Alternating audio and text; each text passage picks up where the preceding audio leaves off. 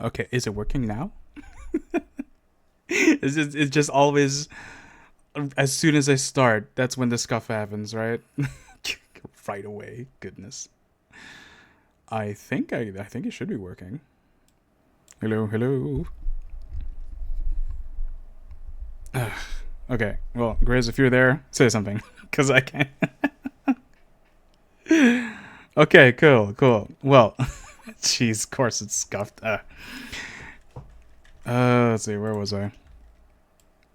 Okay, so hello everyone, welcome to the stream. We got a special stream today, as it's sponsored by Graverobber's Guide to Ghouls and Ghosts, a new D&D 5 ebook. You can support their Kickstarter at the link in the pinned message here in chat, and I'll you can also up the command. You can also use the command sponsor to bring up the link as well to manage that. But today we have a special stream. Well, besides being a sponsor, today I have GriizArctos with me as we are going to be talking about D&D, his experience. Well, rather, delving into his first experience with D&D content, and then looking over the new content within the Grave Robber's Guide to Ghouls and Ghosts, new content. So that's always exciting, both for me as a dungeon master and for new players to find out what kind of fancy and ghoulish stuff that they have ready for us. So, before we start, sorry, Grizz, to put you on the back burner real quick. I think it's a good idea if we start off by watching the trailer video for this Kickstarter, actually. That is live now. So I'm going to be quiet as we start this trailer. Oh, and I got to make sure that the audio... I got to make sure that we can actually hear the audio, so give me 1 second. There it is. Okay, now you should be able to hear this. Once it plays.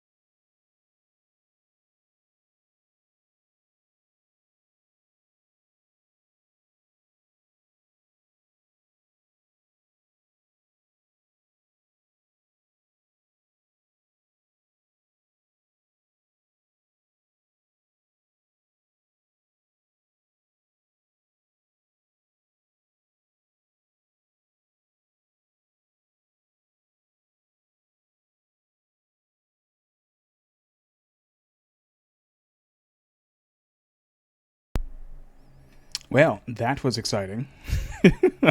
Now I need to know what I want to dive into this book and see what else we can find out and see. All right, so I'm gonna mute you on Grizz, and hopefully you are ready. Hello. Oh, wait, I can hear myself in your speakers.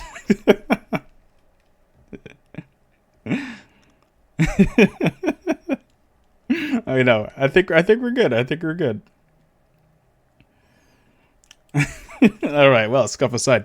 So I've got a number of questions for you, and this is mostly going to be interesting because like this is your first time really encountering with anything Dungeons and Dragons, correct?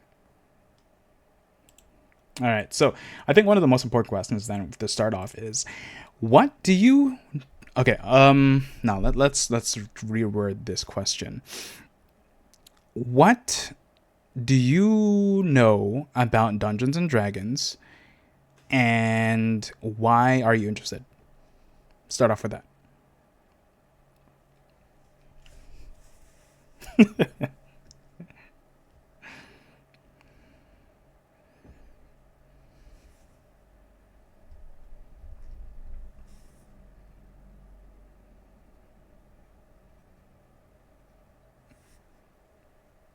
Okay. I mean, you hit the head on the nail. I mean, wait, how did I how does it go? You hit the nail on the head. That's exactly what it is. Yeah, like in a nutshell, that's just what it is. Like when I tell people what D&D is and they have never played it before, they only have their like misconceptions, not misconceptions, but like they have whatever information that they got, whether it's social media or like hearsay, a friend of a friend. I would like to tell them two different things depending on who they are. If they're not really interested in what it is and just they want like a very super broad idea in what D&D is, I just tell them it's a board game. Because at the end of the day, you're sitting around a table, of regardless of the form of said table, and you're talking and you're going along some rules, and it's a game. It's a table. It's so yeah, it's a board game. But if they have like some interest in it, I'll be like, okay, well, get this. It's a little weird, but hold on for me. It's play pretend with rules. It's not exactly like advertising it well, but like that's literally what it is. The rules in D&D is stopping conversations from devolving into something of like a playground argument where it's like, that hit you. Nuh-uh, no it didn't. Yes it did. You know what I mean? The rules are there to give us structure. But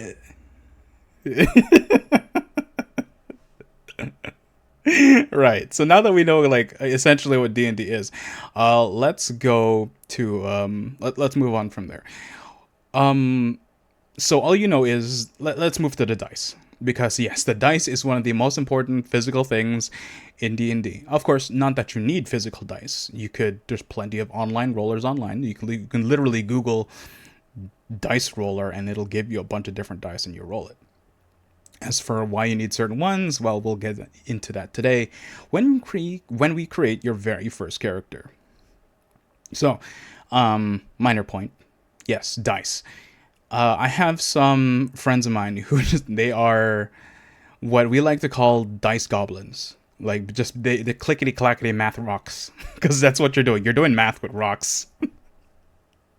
Have you seen like the really intricate dice, or are you just like what, I don't know what level of exposure you've had to this some degeneracy of D&D. Oh yeah, it goes deep.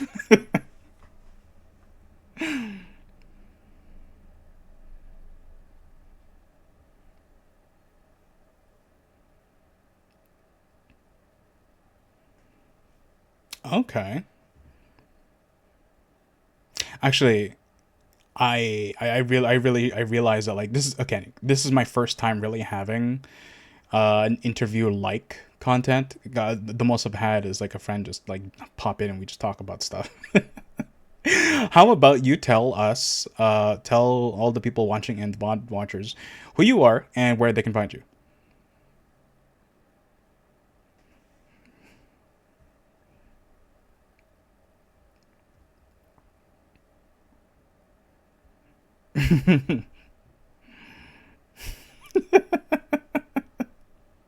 I should probably like at you on Twitch right now, huh?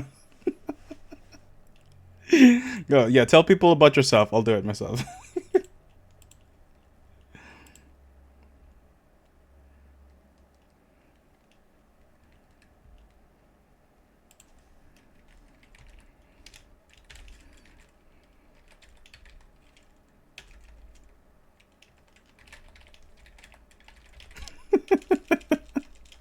Are you nervous yet?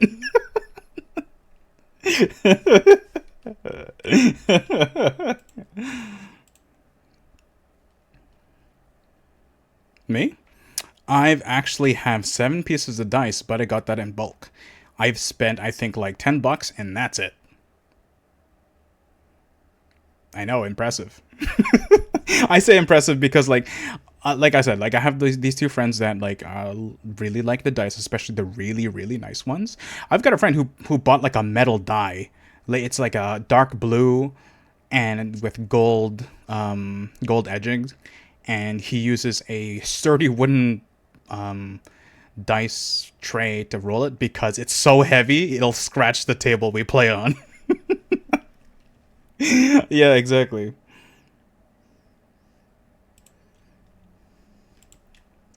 Not yet. It's never required.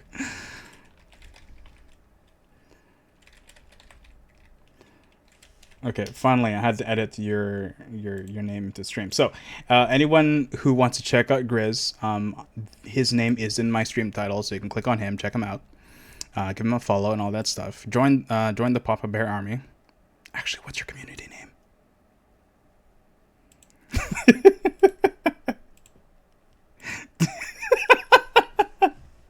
Yeah, maybe don't. Maybe don't. I'm like putting the spotlight on the wrong places. We're both new at this. Oops, I put you in. Oh wait, hold on. Can you click on your table or something? Because I think I shoved you in the background by accident. No, sit on the chair, Chris. Chris, get back here. I literally don't know how to bring you back over here, so it's like I think it's on you, buddy.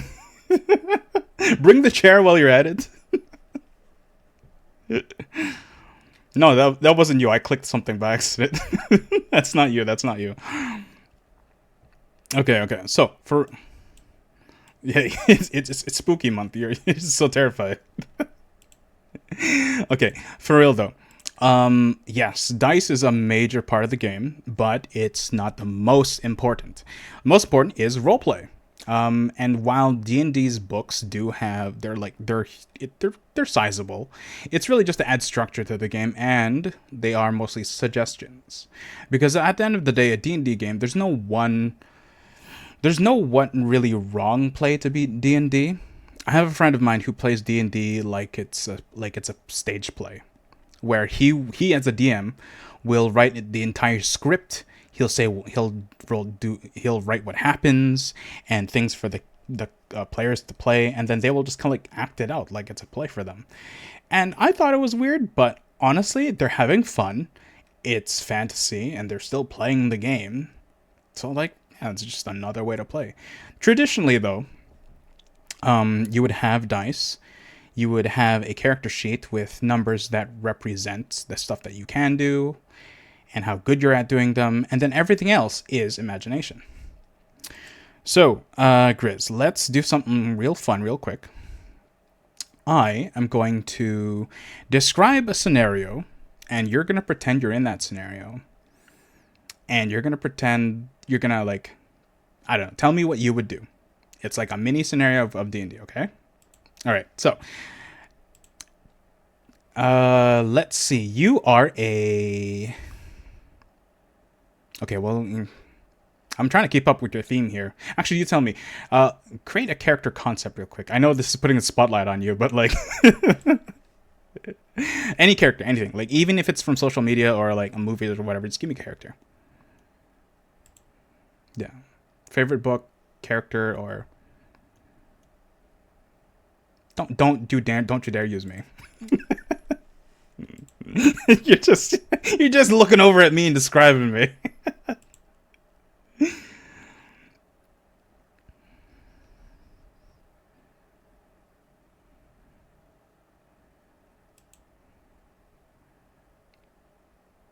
Okay.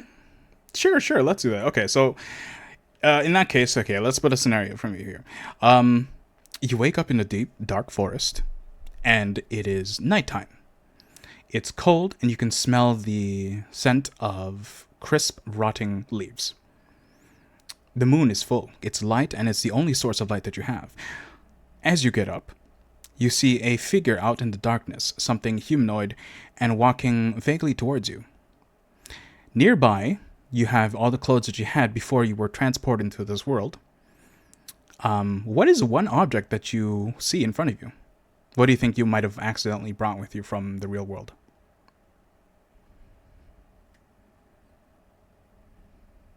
Okay. Okay, cool. Yeah, you find your phone and you see it's functioning, but you see that there is no signal, but everything else on your phone is still functioning. The figure in front of you is still like maybe. Okay, wait. What measurement do they use in Singapore? Feet or meters? Meters. Okay. Both? Okay. So basically, like everyone else, because America loves their imperial system.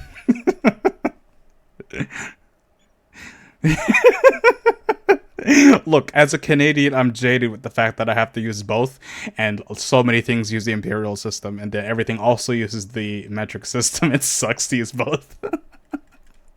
But here we are. Anyway, D&D 5e rules, they use feet. So we're going to say feet, since we use both anyway. The figure in front of you is like 200 feet away, but is walking towards you. What do you do?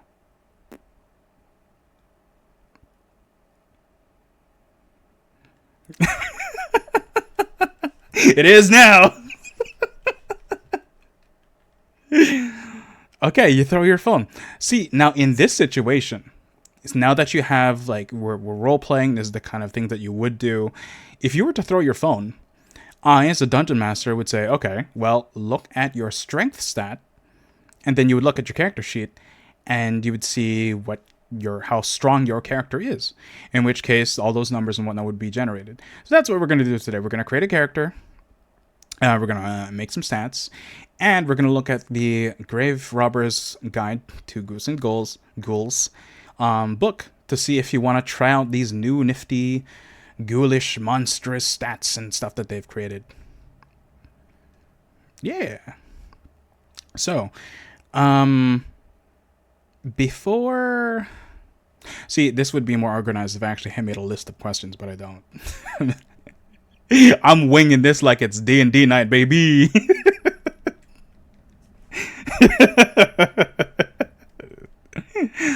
But yeah, no, things will be more organized for the next stream. Like, I'm doing multiple of these things. I just love D&D. And the fact that we get to look at these fancy new subclasses and whatnot from this new guide, super exciting. Again, you can use the command sponsor, !point sponsor, to bring up the link, or look at the link in the pinned messages to find their Kickstarter, which is live right now. So let's get started here. I'm going to open up a document that I was given by our dear sponsor for the guide, if I can find it.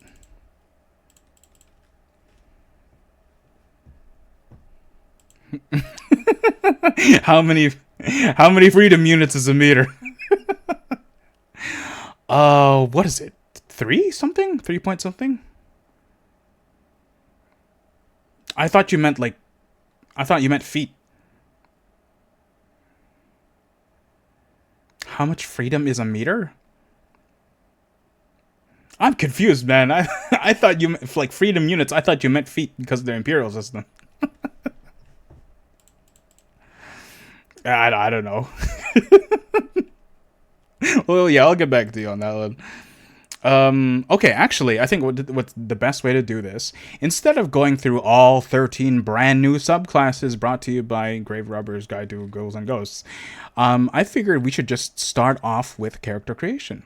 Because you are so new to this, and even though I did kind of like shine the spotlight on you of a brand new scenario, let's go over the very start of how to create a Dungeons and Dragons character. So what I'm gonna do is I'm gonna bring up a handy dandy little guide for myself, because while I'm talking to you and saying all this stuff, I'm not gonna remember how to do D&D creation right away. Let's see. That is a very good idea. Very good. Oh, I guess while I'm at it, I should bring up a character sheet. Because because we're gonna have to fill that out anyway. Well, you don't have to. I mean, I can send you the sheet if you want. Okay, sure. The thing is, it's tabletop files, D&D character sheets. So D&D has D&D is created by Wizards of the. Well, I believe it's published by Wizards of the Coast, and they just like make the base stuff. And D&D has its own lore. Like there is official D&D lore, like the actual story. That's how they made a movie and whatnot. Like there's stuff that's in existence, but D&D 5e in it of itself is a system of a game. There are other versions. This is the 5th edition that I normally play, and what the content from today's book sponsor is compatible with. There's 5 editions. No one really plays anything before 4th that I know of, but there are other offshoot. Not offshoot. I shouldn't say offshoot. That's incorrect. There are other systems in play for tabletop role-playing games, and 5th edition is not like the end-all be-all. It's just the most popular because of a lot of social media and certain podcasts and whatnot. Let's see here. And I say this because they have their own official character sheet. I actually made my own. I just used paint and, made it myself. So give me a second while I send this to you. Let's see. Let's use this one.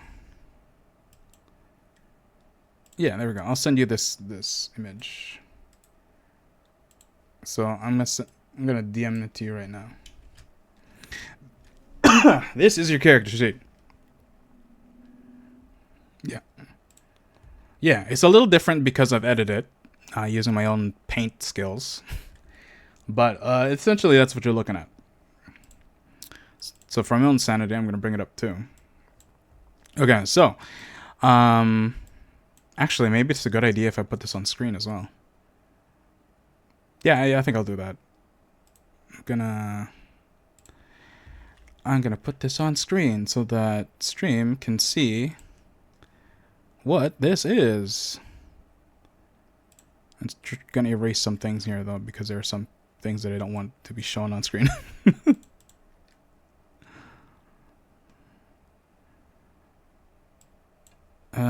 Forgive me for this. Just give me a second. I'm taking a little bit because I did not plan what I was gonna do. I had ideas what I was gonna do, but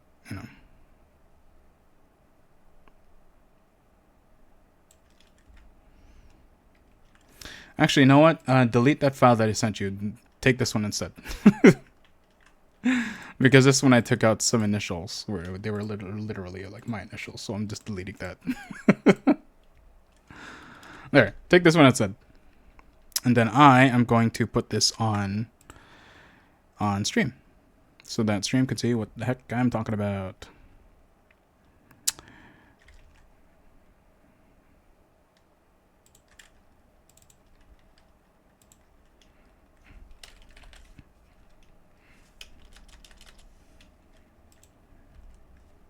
Oh, you're not going to put this on your stream either? Oh, you don't know how to import things into VTube. Oh, I see. Yeah. You do? Oh, that's what I was going to do. I was going to put on... Ah, it's true. Oh, wait a second. This is what we can do. I'm so silly. I'm just being silly. I could just... You add a source onto your whatever OBS, whatever program you're using. And you can use screen... or window capture. Window capture, yes, that's it.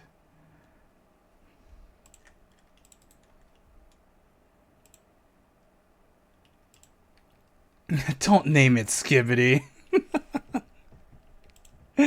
Because I'm gonna judge you, that's why.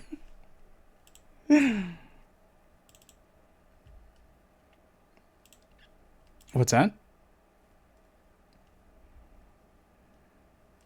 I could. You want me to? Okay, yeah. Okay. Hold on.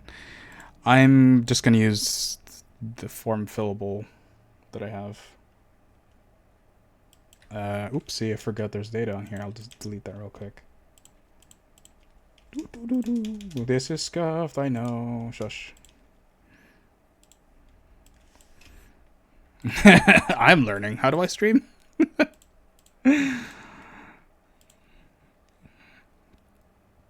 What does Ed just shut up? Okay, so I'm going to share screen on Discord right now. Can you see it? Okay, cool.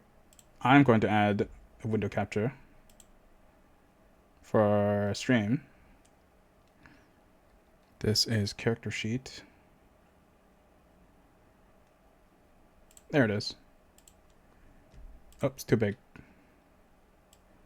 I hate that you're calling it Skibbity. I actually like. How dare you? How dare? I'm kidding. I'm kidding. Okay, so young and hip like the rest of the kids. All right, so this is the character sheet that I have here on a PDF.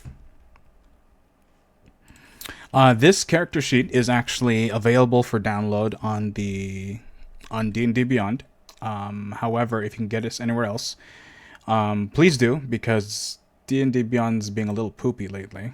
I do not recommend getting it. They're doing some weird stuff. So yeah, this is the character sheet.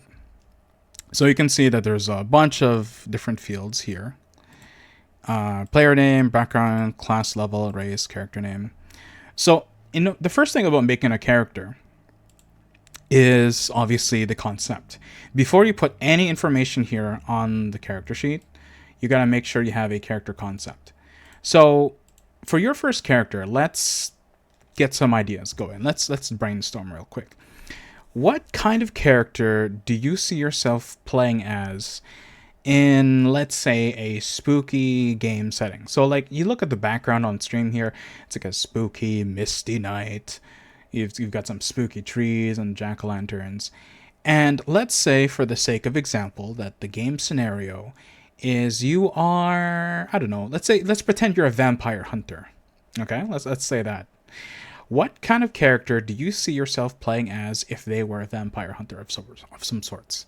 Like, what do you think they look like? What kind of weapon do they use? What's their name? So when creating a D&D character, like I said, it's all about the concept first. What exactly do you image as you being playing as?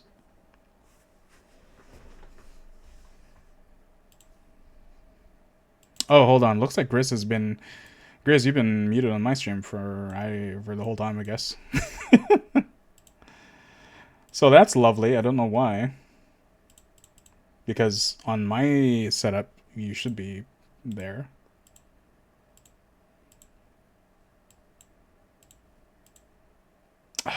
Sheesh. Apparently not. Man, that's disappointing. They have not heard you at all then. It says, okay, you are in... Let's see here. Discord. Why are you like this, Discord? Oh, try talking now. Hello. Okay, I was in the wrong channel. Okay, well, unfortunately, I'm just talking to myself for the first half, and no one told me in stream. Actually, you were on stream, so how come you didn't tell me you couldn't hear yourself? I have to mute your stream so that Yeah, I I know. can I'm just listen giving to a hard time. myself. It's okay. Thank you, Not a Spider, for letting me know. Thank you. Yeah, because there's only so much that we can tell from our end, so I appreciate that. All right, I guess let's it was just me rambling for the first half hour. Hi, my name is Grizz. Yes. I'm a papa bear. Back to intros. I should just like stop streaming. We should just start all over again. Yeah, Okay. Anyways. Okay, yeah. Grizz, hello, welcome. Yes, thank you for having me. You can find Grizz on Twitch by clicking again on his name within the stream title. And Grizz is here to mean, we're already doing it. There's no reason for me to replay it. Okay, so Grizz, character. Yes. Uh-huh. Your character is a vampire hunter or something, a monster hunter, and you Mm-hmm. got to tell me what does he look like? What's his name? Well, give me an idea. What is this character like? Bald. Bald. Okay. Yeah, because I don't want vampires to grab my hair. You know what? That's completely fair. Yeah. I don't have a notes page for this. Oh, I do. Let's just use this page for now. I'm gonna put here. You don't normally do this on the character sheet, but there's a thing called features and traits. That's what you normally put things like racial abilities and class abilities. But for the sake of this, and because I think it's funny, we're gonna put the fact that you're bald in here. Bald. Bald. Cannot grab no hair. goatee. No goatee. Uh, half elf. I like half elves. Half elf. Okay. Is that do you just feel like that's because there are a lot of options when it comes to creating characters. Is this just something that you felt like you wanted to play half elf, or did you want to explore other possibilities? I can go orc. Half elf? Yeah. Yeah, You can do what you can do more than what the basic D&D rules are, because so when creating a D&D character, I like to tell my new players this. There are three pillars to creating a D&D character. One being the class and level, because that dictates your abilities. Your background, which adds additional information to your character, as well as things that you could be good at, which will increase your numbers. And then, of course, there's your race, which in today's modern D&D 5e, race doesn't matter anymore because there's a variant type, like a new type, where you can just add bonuses wherever you want. But like before, in earlier versions of 5e, which is weird to say, in earlier 5e, every race had different bonuses. So, for example, like elves were more stealthy or more dexterous. Orcs had an innate higher strength. But they kind of changed that where you can just do whatever the hell you want, which is fine. Oh. Yeah, but those are the three pillars to creating characters. So, you said you Ooh. want to play half elf, but again, there are a lot of other things that you can do. Huh. Huh. What can I be? You can be literally anything so long as the DM says so. All right. Yeah, literally anything. And the only difference is that, like, if you take a pre-made class, a pre-made race, then it's easier for the DM and yourself to put in those extra stats. But if you do something wild, well, then that's something you got to work with your DM. I've heard people what? actually play as like a disembodied head. Oh, what? Yeah, A banana? I had no idea how that worked, but it's like, hey, if it worked, it worked. Yeah, when I say literally, I mean literally. I because all right. So my experience with D&D is basically just Baldur's Gate 3, and Okay. like half elf has this like you can see in the dark. Yep. That's about it. I was just thinking about that, like I have pointy ears and I can look in the dark. Okay. Want to hear something fun? Yeah.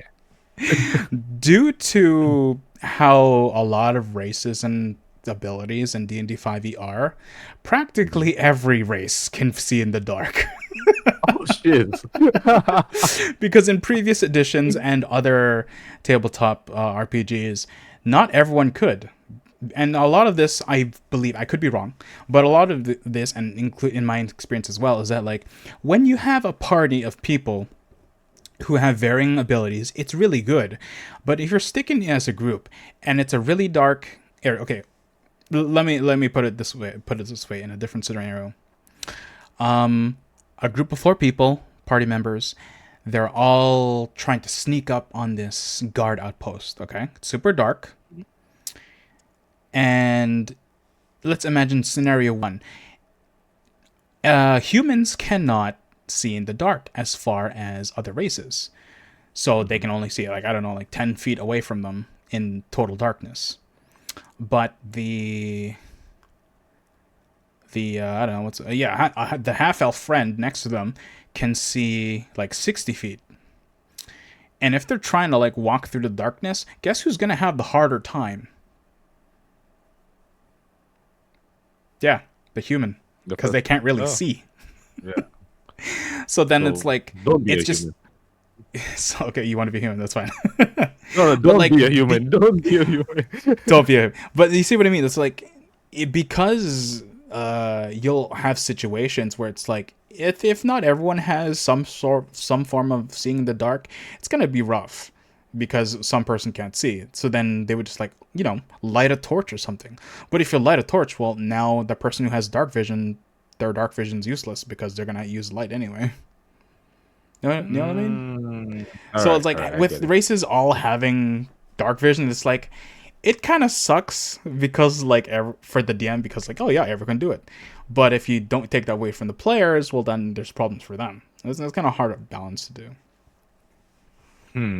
If that's the case, you know what? Let's try to build something cool. I'll go Sure, sure. half orc, Half orc. bolt half Okay. orc. Yeah, Okay. So it's a let bolt me half bring the orc. shit back up here. Half orc. So like I said, half orcs before they had their own set of not rules but like abilities and whatnot, and they still do. It's just that different races had different stats that are better than others. Like I said, half orcs would have higher strength, elves would have higher dex, humans would, you can add a +1 to anything, but you can try to change that for whatever. But orcs have this thing, I forget what it's called, honestly. But they have this ability where they cannot be outright killed right away. Because, like, if you're brought to 0 HP, they'll come back Ah, and come back with 1 HP instead. So, like, they have a saving grace, a last stand, if you will. So that's one thing about them. bunga bunga. But let's continue with the concept. So we got race. We got two other things. What's their class and their background? So, like, okay, so this guy is a half orc. The bolt He's a half hunter orc. of some sorts, but what do you think he's gonna do? Like, how would he or she? Because you can play as whatever you want. How would they fight monsters? How would they hunt monsters? What's their weapon All of right. choice? What is their I mean, I want to be traditional. You know, a crossbow. A crossbow works well. okay? Yeah. Probably a ranger. Okay, so Yeah. crossbows, Hmm. depending on the size, are categorized in two sets: the simple the small one, and the big one. Anyone can use a small crossbow. Actually, let me check. I'm not too Ah. sure now. I gotta check now. Let me check myself before I wreck myself real quick. Uh, It- D&D crossbow. Is it considered oh. martial or? Oh, I think it's a light version. Uh, Attributes. Simple. Yeah, okay. So there's the simple crossbow and the heavy crossbow. Now, light crossbow, anyone can use it. Doesn't matter what class, doesn't matter what race. You could be a villager, if anything, you can still use a crossbow. But if you want to use the heavy crossbow, which just does more damage and uses bigger bolts, then you would have to use a class that is trained in martial weapons or a class that specifically says you can use light crossbows. But again, we're just in the Concept. concept phase. Yeah, Right. so that's not too important right now. Okay, so we Hmm. got a half orc, bald, uses a crossbow. Yeah. Well, what's their background? You don't have to make an elaborate story, but like, what's this guy going for him Hmm. or her? Hmm. Well, I know what I'm gonna name him. Okay. Whisper. Ooh, whisper. All right, all right. Yeah. But not for the reason you're thinking. What am I thinking? Could you tell me what I'm I have thinking? no idea. I have no idea what you're So why? thinking. What are you telling me? It's not what I'm thinking. I thought it was just okay. What I was thinking, whisper is like it's a cool name that has a subtle meaning of being quiet. You know, well, not subtle meaning. It's literally what it is. But like whisper, the half orc hunter. Like that sounds cool Yeah. to me. That sounds cool, but my idea is that he can only talk in whispers. Okay, tell me more. Why is it that this half orc can only speak in whispers? All right. I'm just 'Cause- making it up as we go. yeah, yeah, Long yeah. ago, Mommy Orc and Daddy Orc didn't give him enough love and always scolded him when he's in public for always being loud. I feel like this is my life story. Continue. He decided, I will just whisper from now on. And thus Whisper is born. So parental trauma. Okay. Oh, that's perfect because you don't become an adventurer by being normal. You gotta have something wrong with you. Not that it's really wrong with him. That was a personal choice. But hey, okay, cool background. So it sounds to me like Whisper, the half orc hunter, it has been given. Okay, was Whisper a name given to him by someone? Like this is a nickname, I guess. Now he just decided my name is Whisper. Okay, so did he have like a name ahead of that, and then he just says like he adopted the name Whisper? Oh, What do Well, you think? since he's a vampire hunter, Mm-hmm. why not make it so that he lost his past? So Oh, he tell don't me more. remember his past. Yeah, maybe like a vampire took his Oh, parents and kind of adopted him, then gave him the name Whisper. I don't know, I'm pulling things out of my ass right now. oh, hey, that's fine. That's where the best ideas come from. The butt. So yeah, adopted parents is a vampire. He hates the vampire. He's like, you know what? All vampires are mean to me. I'm gonna kill all of them. Ta-da! Okay. Sounds good. Now, the reason why I asked you this is because there are a myriad of backgrounds that you can select from the various Dungeons and Dragons official books, or of course make one from your with your DM. And backgrounds let you choose a bunch of skills. So if you look on the handy dandy D&D character sheet, you can see that on the left here are a bunch of stats: your strength, your dexterity, constitution, intelligence, wisdom, and charisma. And then you got a bunch of skills here. And they're all governed by their stats. So obviously, acrobatics, that'd be governed by your dexterity, your animal handling, your wisdom. Things like investigation is your intelligence, performance, your charisma, etc., etc. So when I asked you like what your background was, let's say for example, your background was something like uh I'm sure that this exists, but let's say your background was called Hunter, and Mm-hmm. we would look into the various D&D books and see what Hunter is. And for the sake of example, because I don't have it at the top of my head, let's say that Hunter would give you the skills for perception and survival. So then that's what background would do. Background would help you with your roleplay, but also give you mechanical stuff, i.e., your skills. And when I say give it to you, that just means you are proficient. Proficient meaning Ah, you're just good at that.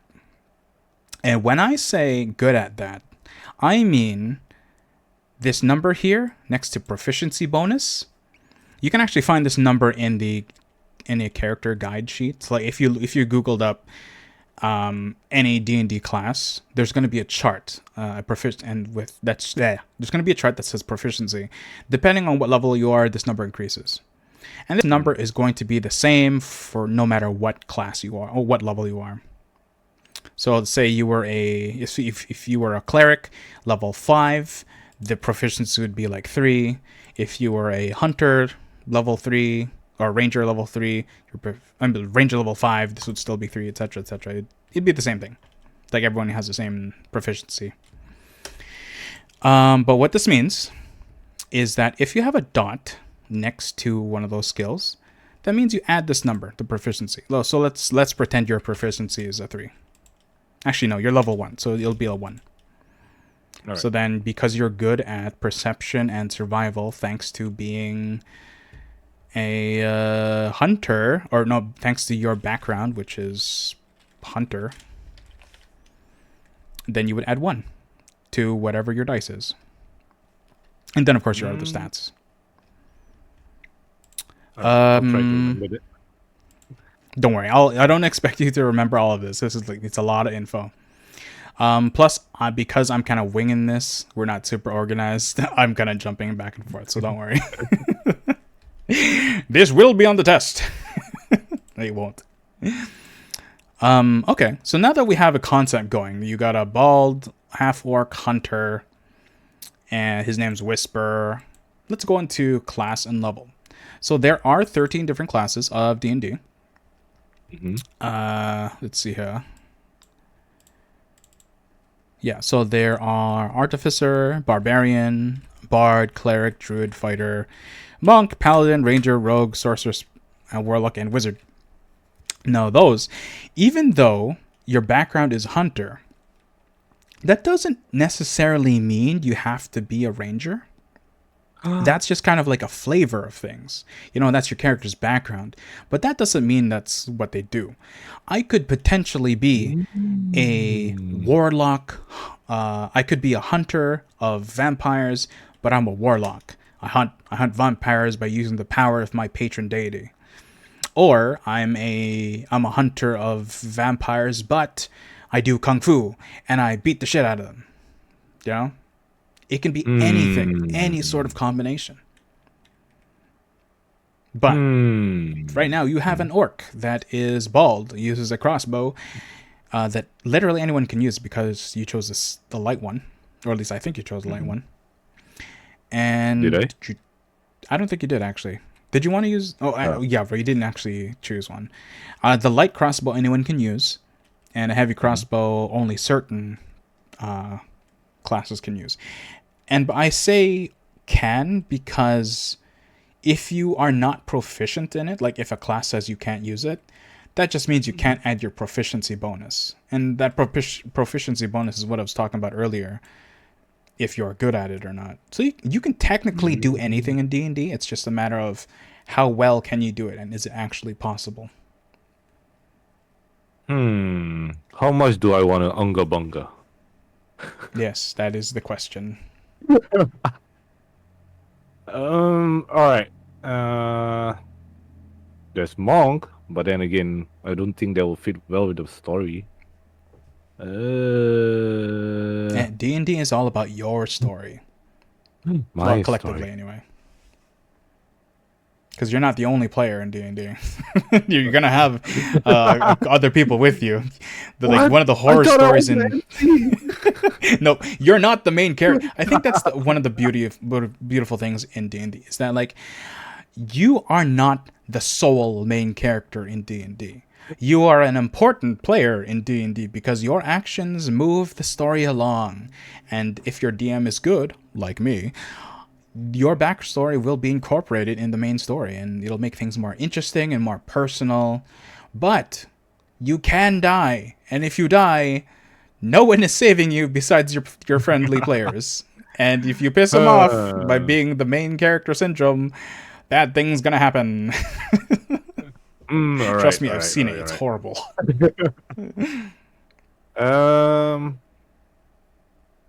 I feel like fighter is a nice choice. Fighter is fantastic. So, what do you know about fighter before I start diving into what a fighter is? All I know is that they can multi-weapon. Yeah. Okay.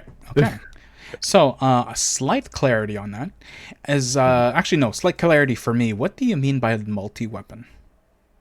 Like they can have a lot more proficiency on different type of weapons.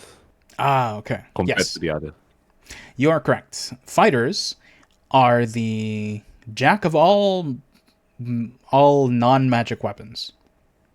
Yeah. So if it was made without the use of magic, they can use it. They're basically Link from Legend of Zelda. Link can pick up literally any weapon and be like, ha! And by that, I mean he knows exactly how to use it. So. Yeah, I like that. Yeah. All right. Orc fighter it is. Let's add that to your character sheet. Fighter 1. So, the reason why the character sheet says here, Fighter 1, is because you can multi-class in D&D. It's not always the best thing to do, but it's a possibility. So, for example, I could be a fighter level 1 and a paladin level 5. You can add them together. Because, like, all that means is that you can only take abilities up to level 5 from paladin if I choose level 5 paladin. And a fighter only level 1 self a fighter. Not a lot of people multi-class. It's not always the best thing. And personally, I think it's only best to multi-class if you're going to a fairly high level of characters, because in my experience, not a lot of games go past level 11 or something. They usually end before then. Unless you're playing in my game, which, I'm bringing you to level 20, baby. Mind you, they take a long time to finish, because D&D games, depending on who the D&D is, and DM is, and how often you guys play, it can take a while. I think short games go for like 3 months, and that's assuming that they play every week. Which is, that's a lot. Anyway, though, we have your concept. We have the basic stuff of what your character does. So, let's do some fun stuff. Do you have dice on you? I have a Google Dice. That is also good, because, again, you do not need physical dice for this. Unfortunately, I was trying to do some fancy stuff with stream where chat can roll some dice on screen, but unfortunately, I could not figure that out. So they're gonna have to pretend that they have dice in front of them. So, but I'm gonna do this for chat though. I'm gonna have the character sheet up here, and I'm gonna start rolling. I'm gonna put the numbers down as you roll the dice. So, there are 3 primary ways to gain your stats, like these stats here on the left. I'm on the left: the strength, dexterity, constitution, etc., etc.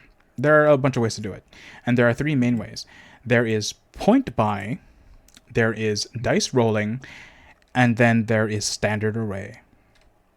Now, to do the quick overview, standard array just means you get 6, 1, 2, 3, 4, 5, 6. You get 6 different numbers, and you just put them wherever you want. So, like, typically you would put the highest number among those numbers I give you into your best stat for your class. And then the second highest on your second best stat, and then everything else wherever the heck you want, depending on your character. That's standard array. It's the simplest one, the quickest one, and it's pretty what's the word? Straightforward.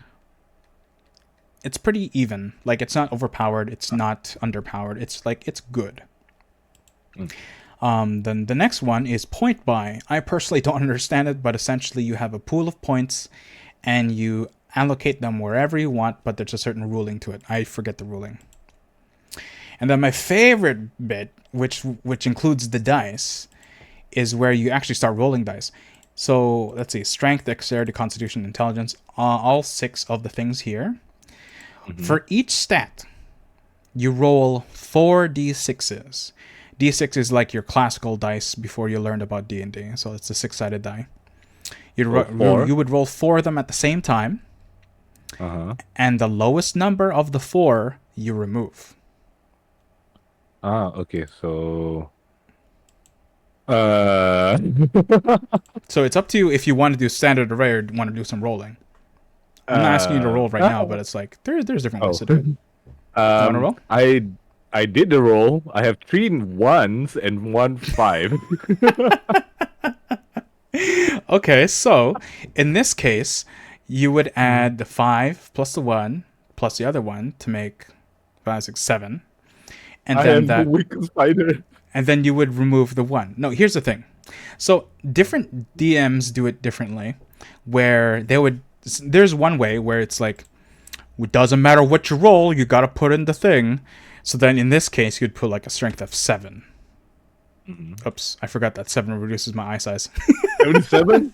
Me strong. No, you're that's too strong. That would put you at 7. And then you would be rolling for your dexterity, and then you would just do that. But the thing is, that kind of... Like, it's totally fine to do it this way, especially if you don't know what type of character you're playing, because some people can do things differently. I like to say, make a character concept and build it from there, but some DMs and some players also like doing this where they have randomized stats, and then they build a character off of those stats. But I find when you're doing that, you kind of have to know what you're doing. You can't just, like, be a beginner and, like, be like, yeah, 7 strength, 7's a high number, I'm gonna be a barbarian. And then it turns out that you have, like, negative muscle. Hi, Cyrus. Welcome. So what we're gonna do is I'm gonna open up a notepad, Mm-hmm. and I'm gonna write down the numbers you tell me. And after all those numbers are figured out, that's when we're going to put the numbers where you actually want them. All right. So you don't have to start off with 7 strength. I mean, you could. There's nothing wrong with it. Just don't be a barbarian with 7 strength. Okay, so go ahead and do me a favor and roll another 4 numbers. All right. 1, 2, 3, 4. I'm not kidding. What the hell is with my? No, are you serious? I'm serious. I'm serious. 1, 2, 3, 4. Legit. Yeah. Legit. All right. I Well, can't let's even do choose. some quick math. 4, 5, 6, 7, 8, 9. Wait, 4, 5, 6, 7, 8. Yeah, okay, so that's a 9. Yeah. Okay, your second stat is a 9. All right, next. My goodness. All right. Oh my. 1, 1, 2, 4. Wow. What are you gonna be? So, okay, your third stat is a 7. All right, this is great. Okay, what's another Wait. D4s, right? one? No, D6s. That's why they're all low. You literally can't go higher than 4. Okay, let's do that again. Restart. Let's restart. Restart. Hi, everyone. I'm GriizArctos. Welcome to the stream. Welcome to the stream. No, okay, so 4 D6s. D6s as in, like, the square dice. D6s. Yep. Yes, 4 of them at the same Oh. time. Go. All right, then. The past 2 was correct. Okay, what is it? What'd you get? All right. No, whatever number that we had before that was correct. So what, I was 797? confused with D4 and D6. Yep. Oh my god, okay. Let's go do it again. 1, 4, 6, 6. Hey, we're getting somewhere. 1, Yeah. 4, 6, 6. Okay. Sayurs, hello. Welcome to the stream. Welcome. You're playing I was D&D playing- one shot and something dumb happened. Oh, that's unfortunate. Yeah, Yeah, D&D is a very sorry. D&D is a very social game, so yeah, literally anything can happen. But yeah, thanks for stopping by. You need a slow clap emote. You know what, Spider? I will consider getting a slow clap emote for you. Sayurs, your DM asks you to play a second edition character and asks others to play 5e character. Well, that doesn't make sense. Oh, Cyrus Because, does like- the same thing.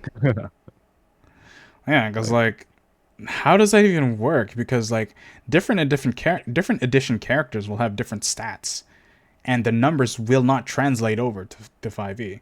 Like, I played Pathfinder. Like, my first tabletop game was Pathfinder, and it is a completely different system. And we decided to port over to 5e. That did not work. I mean, it did, but it sucked because they're so overpowered because 5e numbers translate differently. Your hit dice is a 1d4. Oh yeah, that's dumb. Oh, Grizz, learning moment. Yeah. Hit dice in the middle of the character sheet, which I will show on screen. Hit dice, this thing right over here, is a dice that determines the amount of maximum HP you get whenever you level. It's also how much you heal whenever you go to sleep at night. Oh, it's not a fixed Yeah. thing. What's that? It's not like a fixed number whenever you No, it's heal. not a fixed number. The only thing that's fixed is the maximum amount that you can uh, heal every time you roll it. I'll explain that. I'll explain that as we go. But let's get back to your stats because it's hilarious. So 4, 6, 6, 6, 12, 13, 14, 15, 16. So you got a 16. That's really high. That's great. Okay, so let's go. Let's do another one. All right. I love how you pulled that from off screen. Like, I see you're thinking, but like, damn, where was that attached to? 2, 6, 4, 2. 2, 6, 4, 2. So you remove one of the digits. 6, 7, 8, 9, 10, 11, 12. 12 is a good number. So, just so you can, because we're almost done here, to give you a idea what is good and what is bad. A 10 is completely average. Mm-hmm. Yeah, so this character might have some flaws to them. All right, let's roll your last stat. With a name like Whisper, I mean. Maybe your charisma is just really low because you're always whispering. Oh. 5, 6, 2, 5. Ooh, 5, 6, 2, 5? Dude, that's really good. Good. All right, so to do the math, that's 16. That's another 16. Fantastic. Okay, so now that we have the numbers, let's go allot these on your character sheet. So I'm going to pull this sheet over a little bit. Damn. Okay, yeah, let's... Okay, so we have 7, 9, 9... No, 7, 9, 7, 16, 16, 12. So when you're creating a character... There's two things I want to say. One is that if you want to be good at what you are supposed to be good at, you would try to min-max a little bit. Now, are you familiar with the term min-max? Because not everyone I know does. No? Nope. Okay. So min-maxing is essentially maximizing the good thing that you are doing and minimizing your no, there's a better way to explain this, but basically you're trying to do the best that you can at what you're good at, and if you're really bad at something, just be really bad at something because someone else can cover your weakness. Oh, that's my best way to explain it. I could be a little bit wrong there, but that's the basic idea. So for in this case, you are a fighter. So fighters, there are two flavors of fighters. Well, three. First is the strength-based fighter. So we're talking about the big, buff fighters that use strength in most of their stuff. They're holding like super strong, big weapons. They're using great axes. They're using two-handed swords, or they're using like big plate-heavy armor. And then there's the dexterity-based fighters. So something like Link from Legend of Zelda, where they are more agile and whatnot. I mean, someone's going to argue with me with that because like Link is arguably strong too, but you know what I'm trying to get at. They use speed and finesse over brute strength. So they'll be using things like a bow and arrow. They'll use daggers. They'll use rapiers. They'll use things that require panache, like Puss in Boots. Like Puss in Boots would be a dexterity-based fighter instead of a strength-based fighter. And the third type is magic, although that's more of a subclass thing. Essentially, you're just merging martial prowess with a bit of magic. Cruz, you're saying that you're playing a cyborg fighter, and Christmas has an whisper in there. Yeah, that's true. Again, D&D, anything is possible. So long as you work with your DM, you can make it happen. What class is he playing? He's playing a fighter.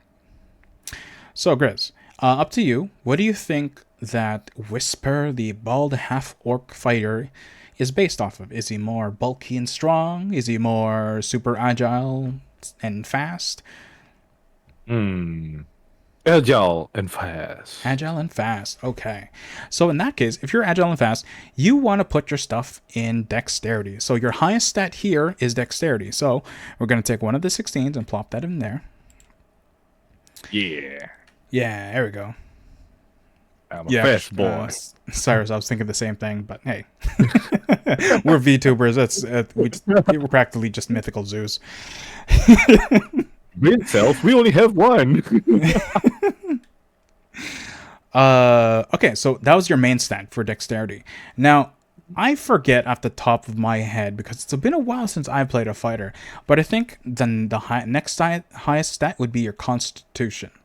Because your constitution, as a fighter, you're typically, actually, depending on the type of fighter, you're typically going to be in more harm's way than someone like a wizard would be. So the second highest thing here would be like a 12 for your dexterity. I could check, but that's just going to take longer. Right now, we're just like going through the process of character creation. We don't have to be super accurate. This is just, again, running you through it. So, constitution. If I had to say the word constitution, what do you think that means to you? Health. Health. Yes, Health. that is exactly what that is. Constitution is literally just health. Well, there's also a second bit. So constitution governs your health, but it also determines how well your body can take things that don't have to do with the muscle or whatnot. It's like your endurance. So say, for example, scorpion stings you in the foot. You would have to roll a constitution saving throw, and that would just be your body trying to not get messed up by all that poison. And so yeah, there's no real skill to it. It's just this is your body's constitution. So for example, and if you had a higher constitution, that means whenever you level up, you gain more max HP. All right. So for example, a barbarian, as someone who's taken a lot of hits, they want to have a high constitution because they want to have a higher health pool. Yeah. So in that case, yeah, we'll shove the 12 there. Now, the rest is up to you, because those are your two main high stats, but now you have 4 different numbers that you can allot to. Each of these stats, I can tell you what they do, but yeah, let's go down the line. Let's start with strength. How much strength do you think you want to add to this guy with your 7, 9, 7, or 16? 16. 16. Okay, you want to be super agile, super strong. Very nice. Yeah. Okay. Now, 7. I'm kind of jumping back and forth. Actually, no. I'll tell you later. So you want 7 to be intelligence? Yeah. All right. Wisdom. 7. 7. And then the last one would be your 9. Yeah. Okay. So let's tell you what these numbers really mean. Now, this is debatable online, but you can see that on my character sheet that there are 2 spaces to put numbers. There's the big space and then the small space. Now, the big number, regardless of whether you put at the top or middle spot in the character sheet, the big number, like the 16, that's called a ability score. What this means is that this number can go up and down, but the modifier, and this will go up and down, and it'll change what the other number is. So, just to put in a place to write this down, the number think of it like a scale. And the base average is 10, like I said before. Anything that is above a 10 gives you more numbers to add to your dice rolls. Anything lower than a 10, you take away from your dice rolls. All right. Yeah. Anything lower, take away. Got it. Yes. Now, 16 is... How should I explain this? Every 2 numbers above 10 increases your modifier by 1. So what this means is that 10 would equal 0. If you have a 12, it would equal a plus 1. If you have a 14, that is a plus 2. If you have a 16, that means you get a plus 3. Does that make sense? All right. Got it. Yeah. And this Okay, also wait, works so going the other way around. So, like if you if I had... roll if I roll a 20, but then I have a 16, that means it's 23, right? Yes. Yes. Okay, okay, got Exactly. it. Yeah, you got it. Now, like I said, this also goes the other way around.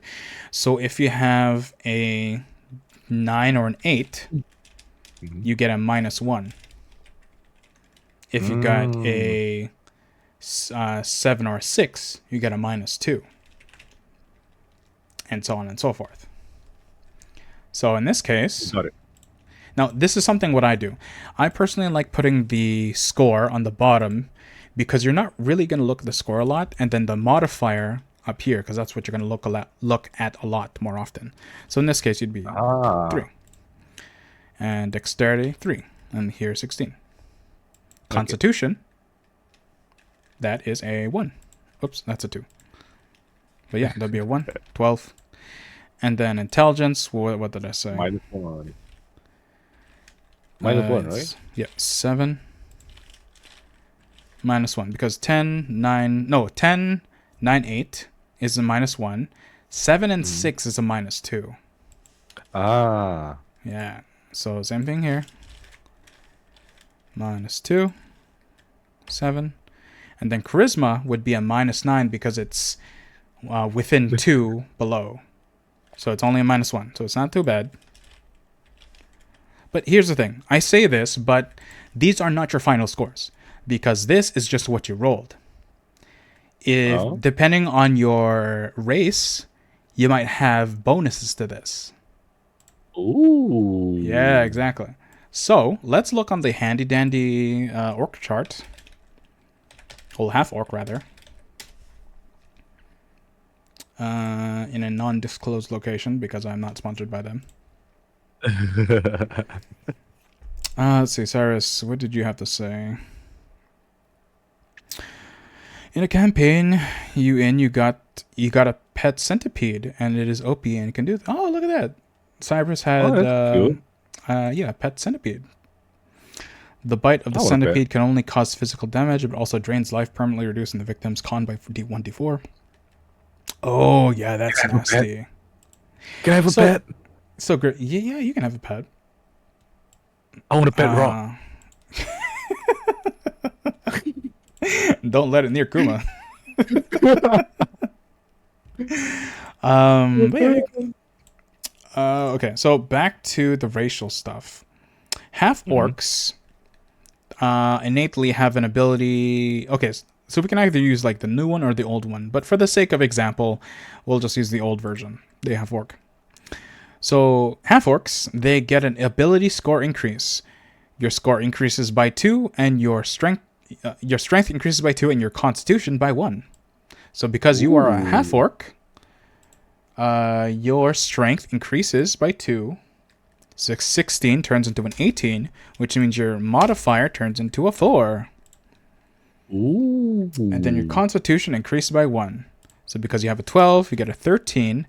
But earlier I said it's every 2 units above 10. Mm-hmm.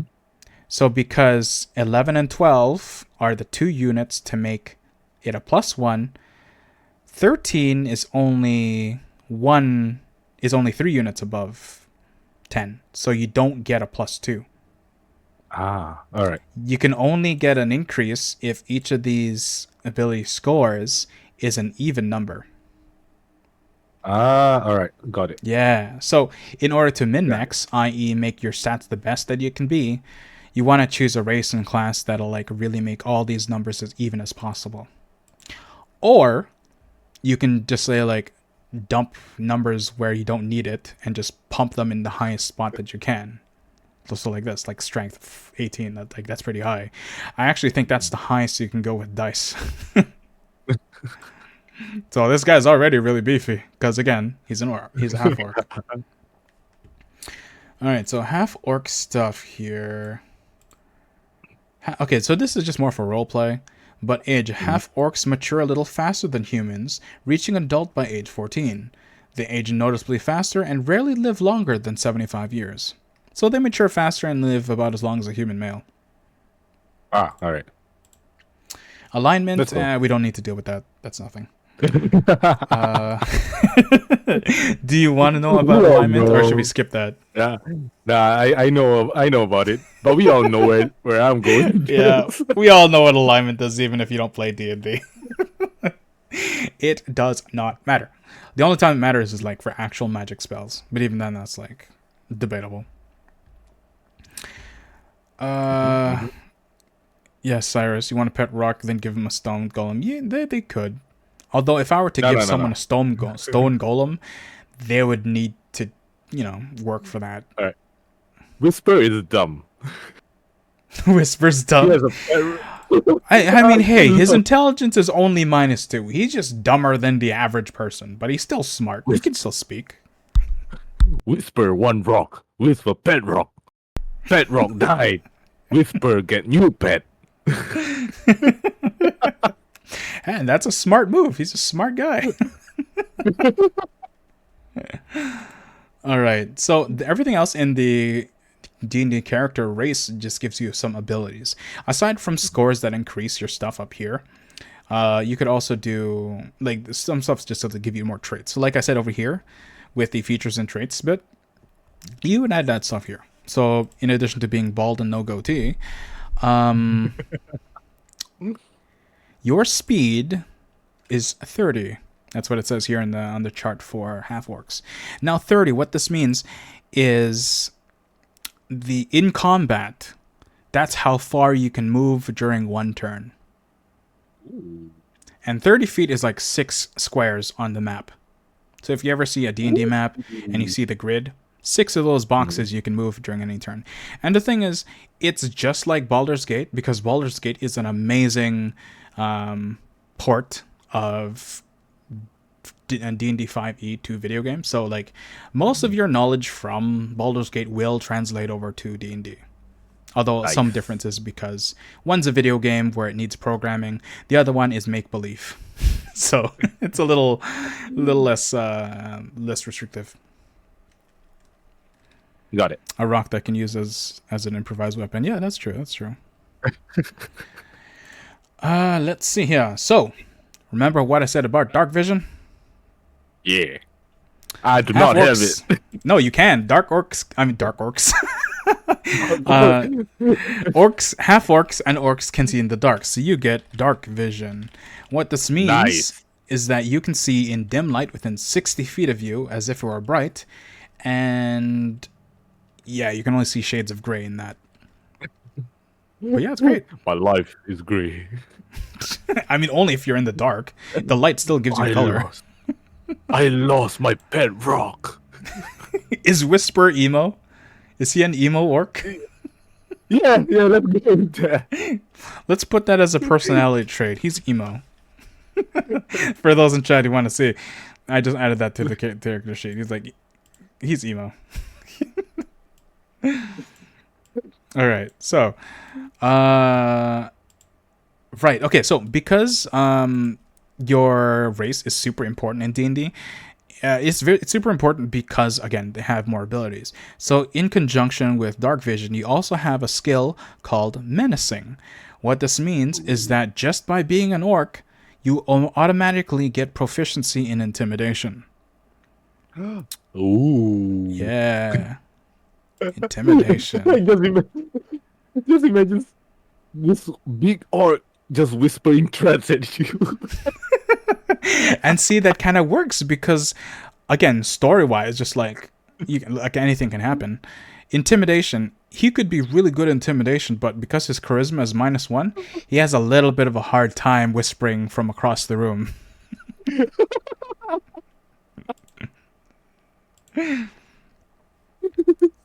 So yeah. All right. So the next ability here. Kind of reminds me of Shy Ronnie. Have you seen that SNL video once? Oh, that I think I've seen that. The one with Rihanna? No, I don't think I did that one. I'll send it to you. Sure. I'll take a look at it later. Okay, so the next one's Relentless Endurance. Thank you for this follow, Cyrus. Last one is not last one. There's actually quite a bit of abilities that the half orcs get. You have relentless endurance. This is what I was talking about before, where it's like if let's say a dragon slaps Whisper so hard that he should have died. Whisper, using his relentless endurance, will be like, no, that didn't hit me hard enough, and I'm too pissed off to care. So he'll stand up, and he'll only have 1 HP left instead of 0. Exactly. So we can add that to your character sheet.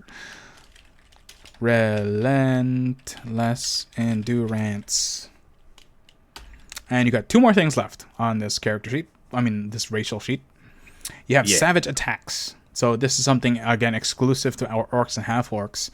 When you score a critical hit with a melee weapon, you can roll one of the weapon's damage dice an additional time and add it to the damage.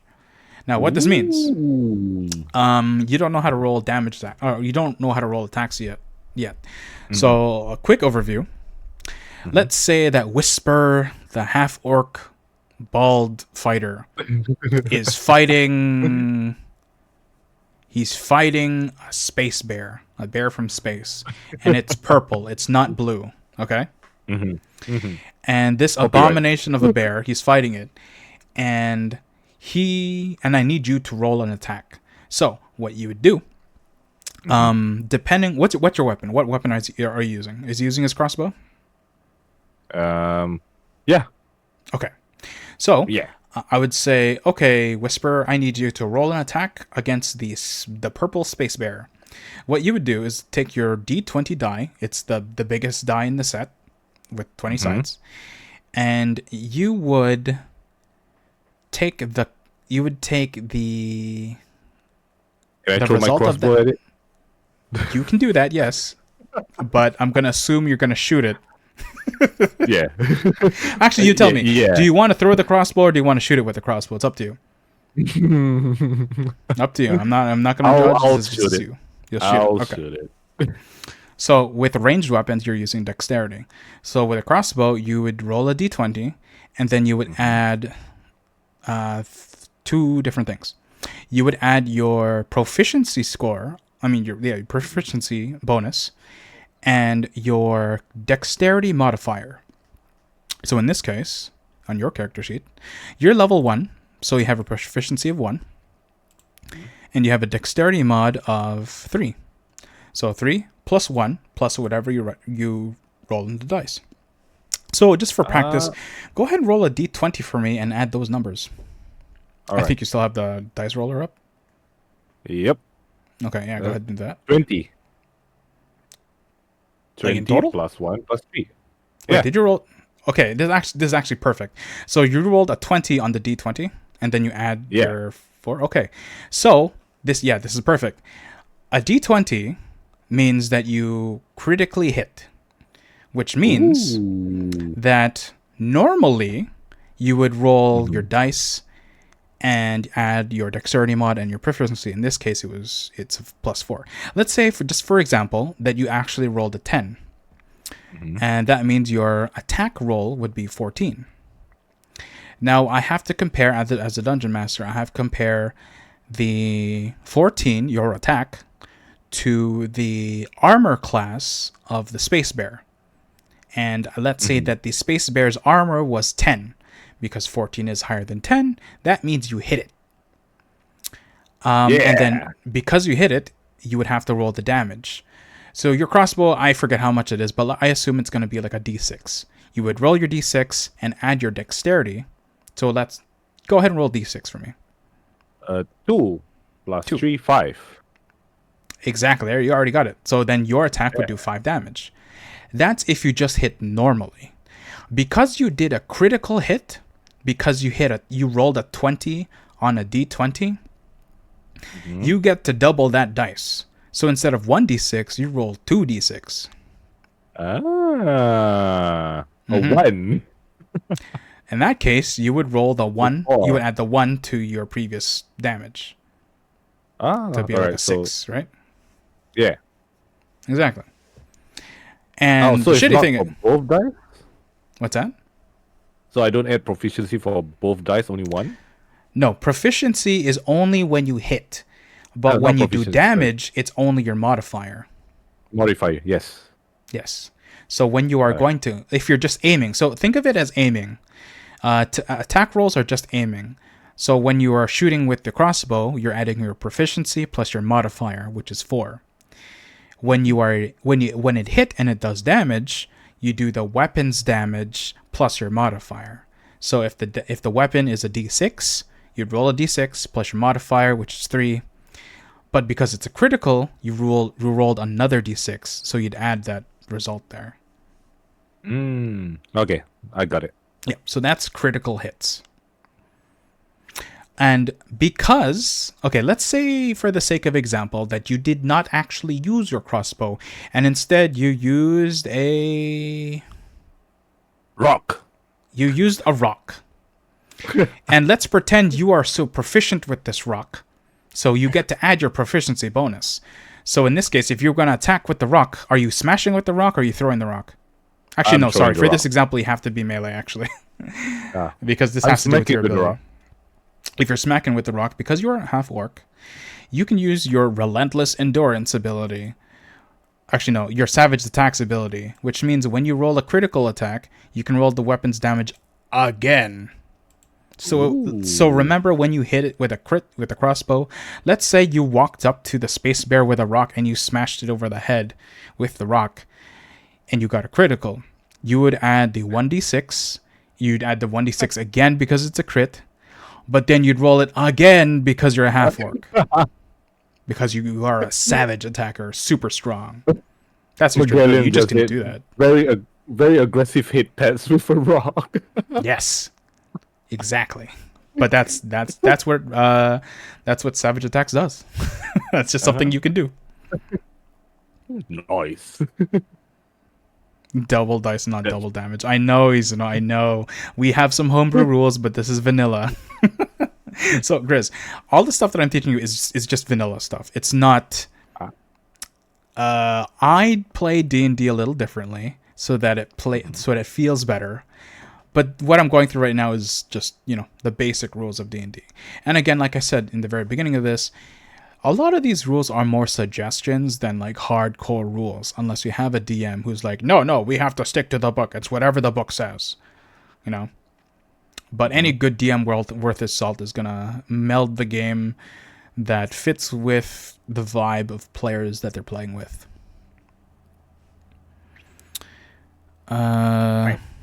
Yes, Izana, we are just going over character creation with Grizz here, and we have some new content that we will be going over from the Graverobber's Guide to Ghosts and Ghouls. So there is going to be new content. It's not just going to be basic character stuff.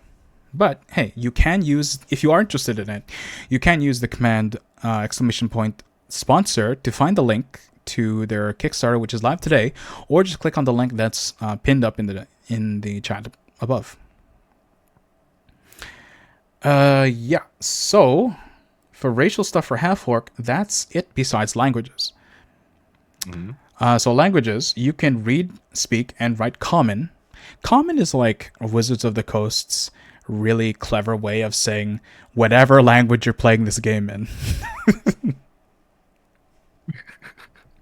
So say if you were playing this game in France, Common is just saying, yes, you speak French. Oh, Exactly. Hey. I am the whisper. You Anyway, killed my that's- father. I will find you and I will kill you, Mr. Vampire. Are you gonna be a French half orc hunter? I can't keep up with that accent for too long. I've had that in games before. I've had a French robot in my game. Oh no. Oh man, that was fun.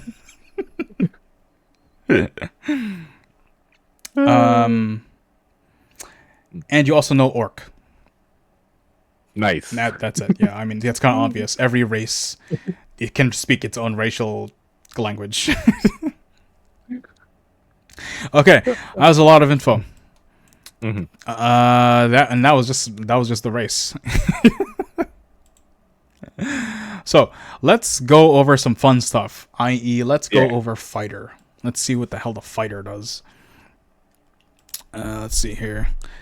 D&D 5e fighter. I fight. Actually, you want to do something fun?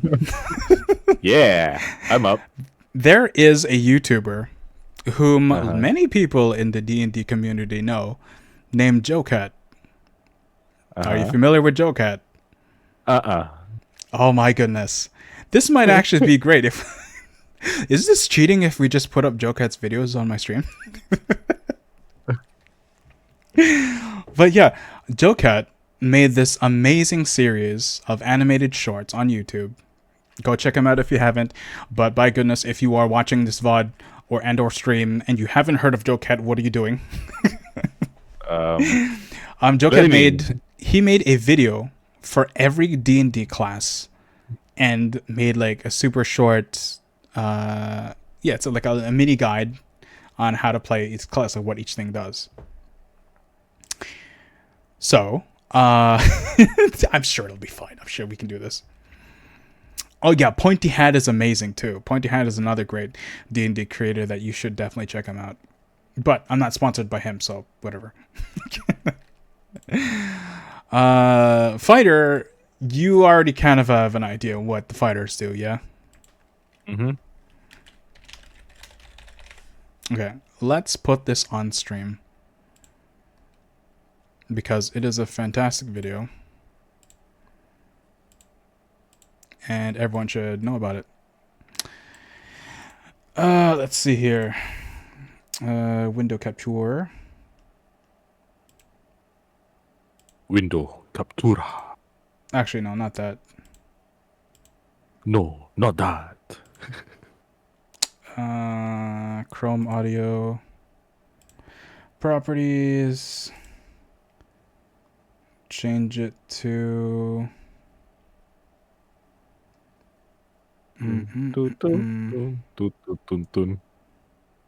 This sucks. I hate like changing the audio settings on my OBS. I'll just put output capture, but desktop.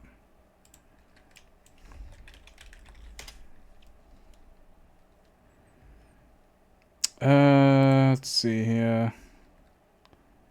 Okay, so I'm gonna go quiet. We're gonna listen to this. Grizz, you are gonna listen to stream, or should I send this to you somehow? I will listen to stream. Okay. So I'm gonna be quiet. We're gonna play this. Oops. Desktop. Oops, that's not it. There it is. It's locked. Hold on. There we go. Actually, should I put... I can even make this smaller so that you can still see us. There we go. That's good enough. Okay, I'll be quiet.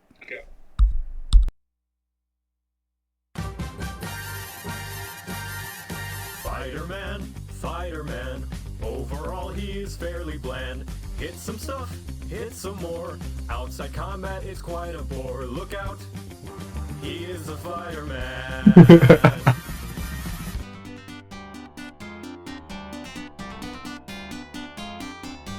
Gee, I wonder what it does. It's a goddamn mystery. Who knows? I'll say it because nobody else will. If you pick fighter, odds are you're also likely to pick human because you're basic like that. And that's not just me saying that, it's science. Human fighters pop out of the woodwork like rabbits on Viagra because people are incapable of choosing something unique even when they're given options like playing as a kobold paladin who prays to asteroids just before they crush an unfortunate man's cabbage cart. Just look at me, for example, artistic phenomenon and originator of the satirical talk fast genre of videos. What do you mean I'm not the first one to come up with the idea? I don't need these lies coming out of you. Everything I make is completely original and everybody knows it. Come on, Master Chief, let's get the fuck out of here. Fighters are the purest essence of the combat side of D&D, all about hitting things hard and fast, getting into the thick of the fight, and hey, you get out of here, we're not talking about you. They're all focused around rolling more dice than a Limp Bizkit song, as well as being straight up easy baby mode because you get to start using any weapon you want, heavy armor, some ranged options, a free cheesecake, and a complimentary belly rub just for picking the class. Seriously, everything about it is geared towards being so noob-friendly, even a Monster Hunter longsword player will be laughing at you. If you feel so inclined during combat, you can heal yourself, attack twice, and take a second action to attack twice again, all in the same turn. And that's at 5th level. Not to mention you getting more ability score increases than any other class means that if you go a turn without hitting at least something, then you must have made some kind of D&D sin that angered Gary Gygax, like getting weighted dice or putting milk in before your cereal. Fighter flavors allow you to pick how you want to be hitting the bad guys, like being a magic bitch that can actually take a hit, or ride a bitch while you cut down a fool, or go all out sensei mode and just decide you want advantage for every attack this turn, so you're going to absolutely destroy a bitch. But odds are, knowing most fighters out there, champion is the best bet because it's basic. Yo, we heard you like fighter, so we put more fighter in your fighter. Just be sure to make your character a rough and grizzle-faced middle-aged straight white man with a two-handed sword and a mysterious and/or tragic and/or vengeful backstory just to fit the bill. Don't want to get too creative now, do we? And now you know how to play fighter, you're welcome.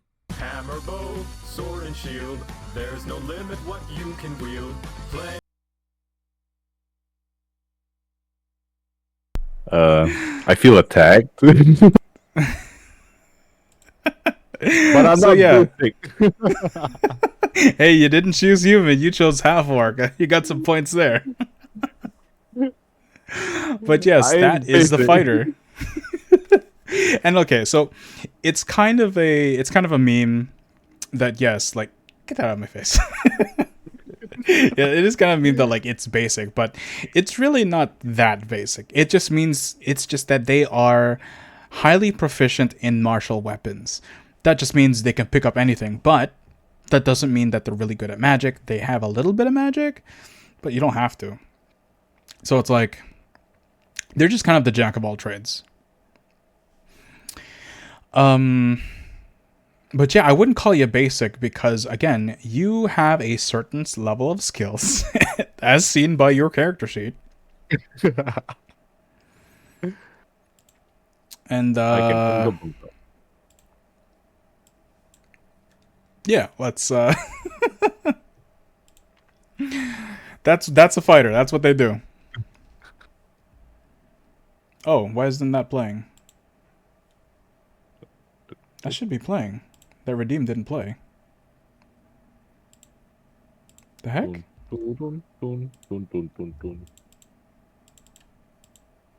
My alert box. I don't know why that didn't play. Sorry, Cyrus. I didn't. He used the redeem and it's not showing up for some reason. It showed up on stream, but he couldn't hear it. It's supposed to be a odd audio clip. Sorry about that. I guess it's broken. I'll have to fix that. But yeah, going back to your character, you are a fighter 1, hunter, and half-orc. Now, you are level 1, which means you only get the basic abilities. But thanks to the Graverobber's guide to Ghouls and Ghouls, we have a lot of options now. Well, a lot more options more options to what the fighter can do. Mm-hmm. So, in the Graverobber's guide, you have access to something called the Grave Knight. Ooh. Yeah, sounds a lot more interesting. So before we dive into the Grave Knight, let's do a quick overview of what exactly a fighter does.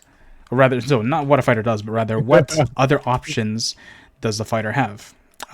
So let's go to D&D fighter subclasses. So when you level up in D&D, you level up.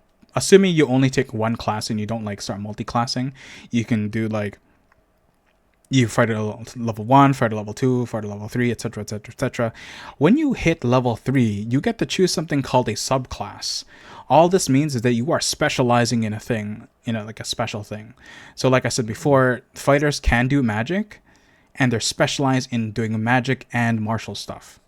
But then there are other subclasses that specialize in other things. It's basically a different flavor of fighter, just like how Joket described. So I'm gonna quickly bring up a list of different fighters that you can do, and then we'll compare that to what we have in the Graverobber's guide. And we're not going to go through all of them because there's a lot. Actually, oh my goodness, I forgot how much stuff fighters have in the very beginning. Okay, so quick overview because I don't want to bore you with all these little details. But when you choose a fighter, you get to choose a fighting style. So you can be like specialized in archery, you can specialize in fighting blind. I'm just reading this now. What do you mean again? I can fight blind? Oh, you can. Yeah, there's one here that says blind fighting. You have blind sight with a range of 10 feet. I guess it's for if you want to play that blind samurai fighter kind of fantasy. Yeah, because again, you can do anything in D&D. There's also the defense style, which you increase your AC just because you're good at defending. There's one where you're good at dueling. There's one where you're good with using a great weapon. And there's one you're really good at using a shield, etc., etc. There's a bunch of stuff.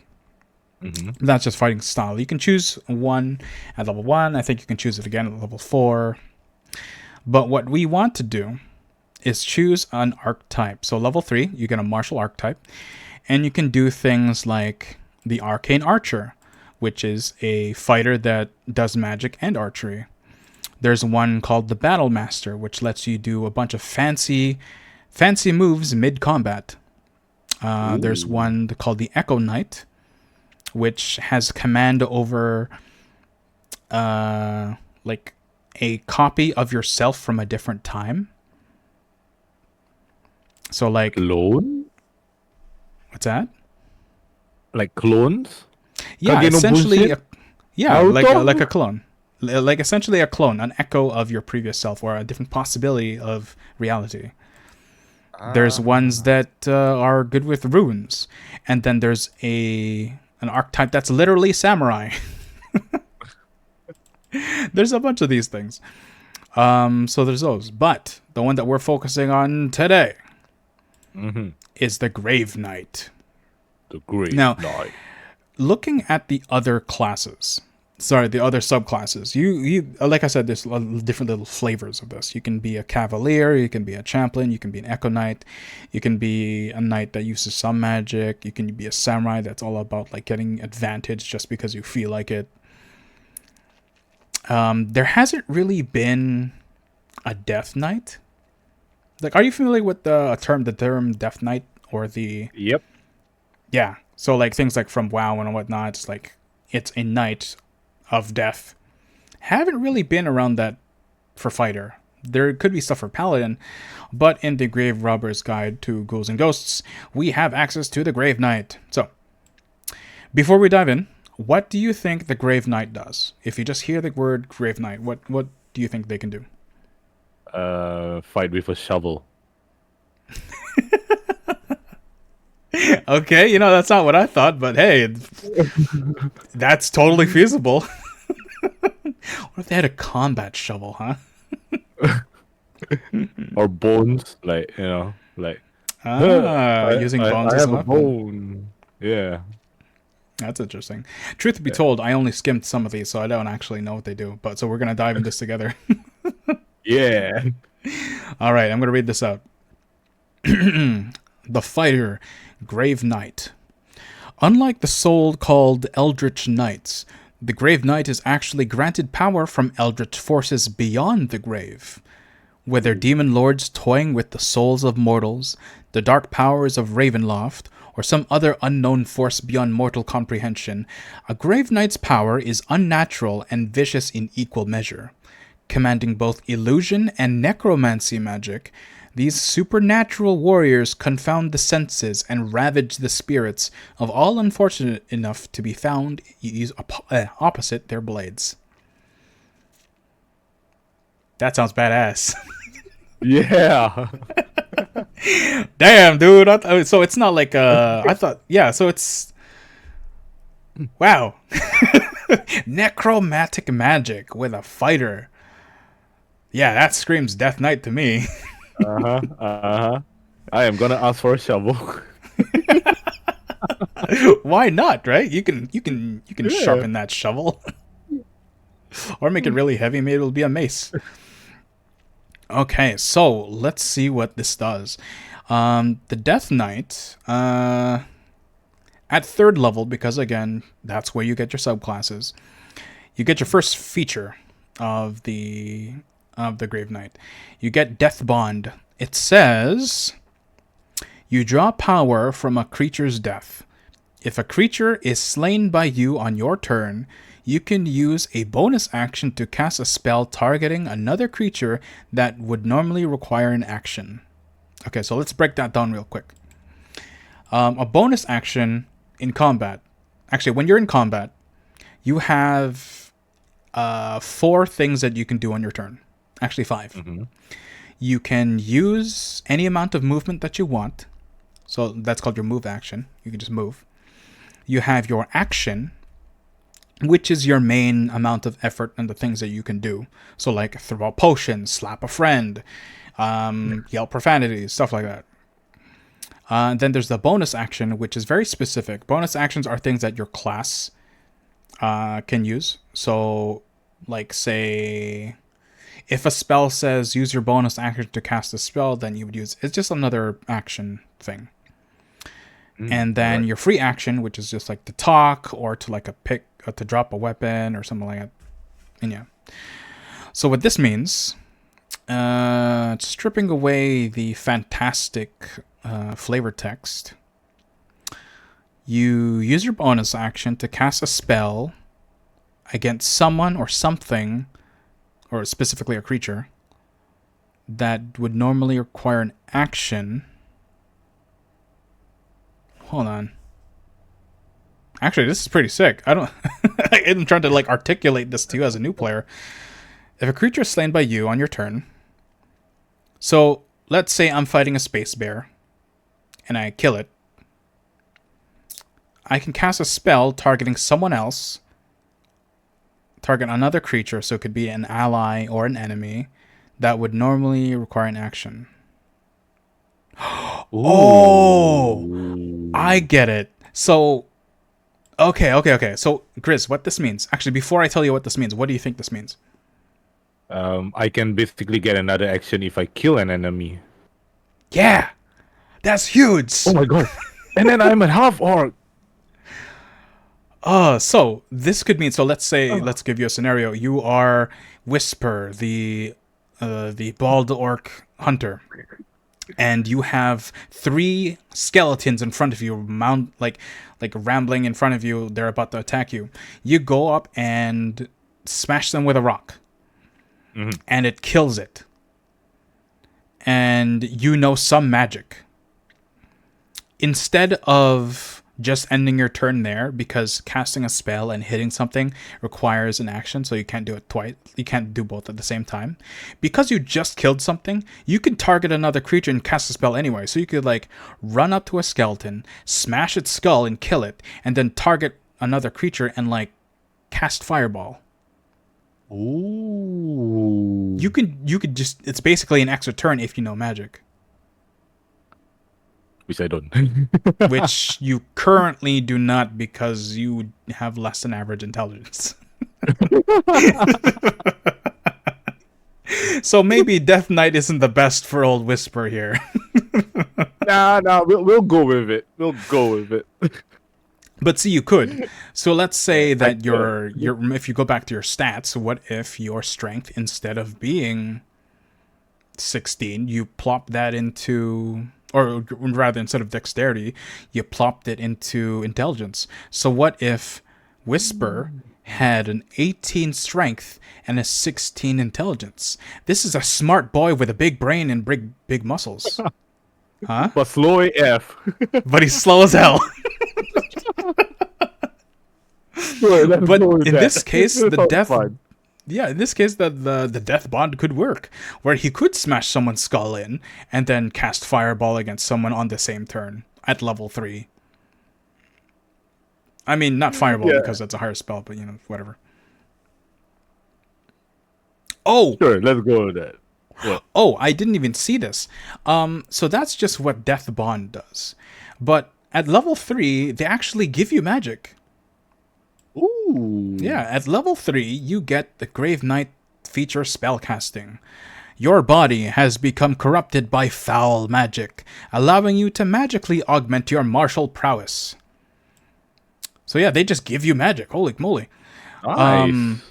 So they give you 2 cantrips. So a cantrips because I haven't taught you about spellcasting because there's a lot of information.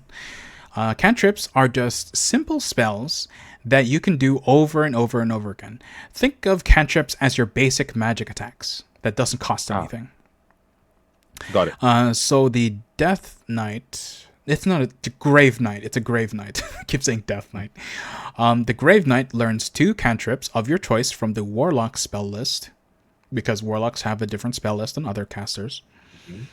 And you learn an additional Warlock cantrip at level 10. Okay, so you learn 3 cantrips once you hit level 10. Then spell slots. The Grave Knight spell casting table shows how many spell slots you have. So they have a whole table there on what you can do. I would share the screen with you, but in all honesty, I don't know if the numbers are going to tell you anything. Nope. No, so I'm gonna skip that amount of detail for you. But yeah, they have their own chart and how many spells you are allowed to know and how much you learn as you level up. Blah blah blah blah, magic stuff that you don't need to know. Okay, so get this. Charisma. Yes, exactly. Wait, so you can see my screen? I wasn't sure what screen you could see. Okay, yeah. So, charisma, awesome. So we actually can see what I can see. So yeah, you're using your charisma to cast it. You're not using intelligence. So maybe he is still dumb as hell. But he got Riz. But he got that Riz though. Let's do it. Let's do it. Damn, that's a good looking orc, and he's got big muscles, and he's magic. But he's dumb. But he's dumb, but that's okay, cause he got that Riz though. But yeah, we could very much like move those stats around and be like, yeah, this your half orc whisper, Imbo orc. your careless whisper orc has got that charisma to use grave magic, or at least I'm calling it grave magic. But what is this called? Death bond. He's using his death bond to perform magic using his charisma. And then yeah, there's like a bunch of spell casting mumbo jumbo that you don't need to know unless you're playing, because like this is a lot of information. I'm not gonna get you to memorize this. Okay, so let's pretend that Whisper has done a lot of missions and he's getting a lot of XP and he hits level 7. If Whisper was a Grave Knight, he would obtain the Blood Letter Grave Knight feature. So let's see what this does. Your knowledge of life and death can be applied practically in combat. Once per turn, when you hit a creature with a weapon attack, you can wound them. A wounded creature has their speed reduced by 10 feet and has disadvantage on their next attack roll until their next turn. Ooh. So essentially, you can add a debuff to an enemy. Or once per turn. Once per turn. Nice. So another example would be like, again, the skeletons. These are level 7 skeletons now. You would run up to the skeleton, you would smack them in the face with your rock and wound them, and now they run 10 feet slower as they run and cower from fear from this orc called Whisper, with Riz like a bard and strength like a giant. But because you cracked their leg bones so that they can move only 10 feet slower, so now it's easier for you to chase them down and finish them off. It's a menace, guys. Hey, he's a Rizful menace. He can get away with it.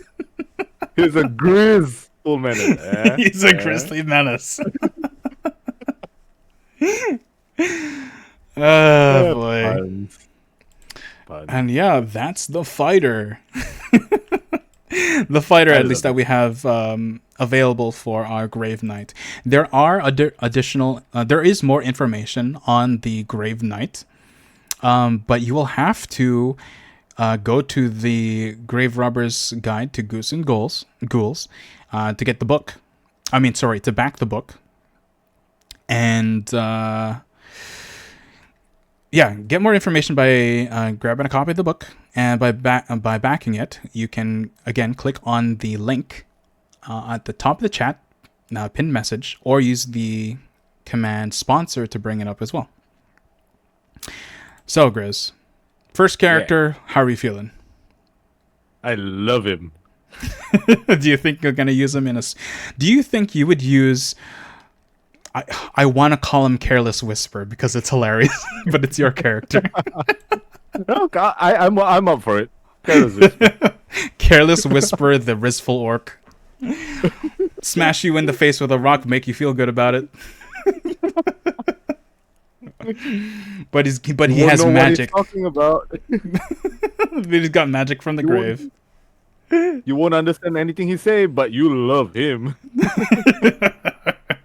He just talks and mumbles. Oh, he's so handsome. I love it. Do you want to make another quick character? Because so far you've only made a fighter, but we have so many possibilities from the from the Goose and Ghouls guide.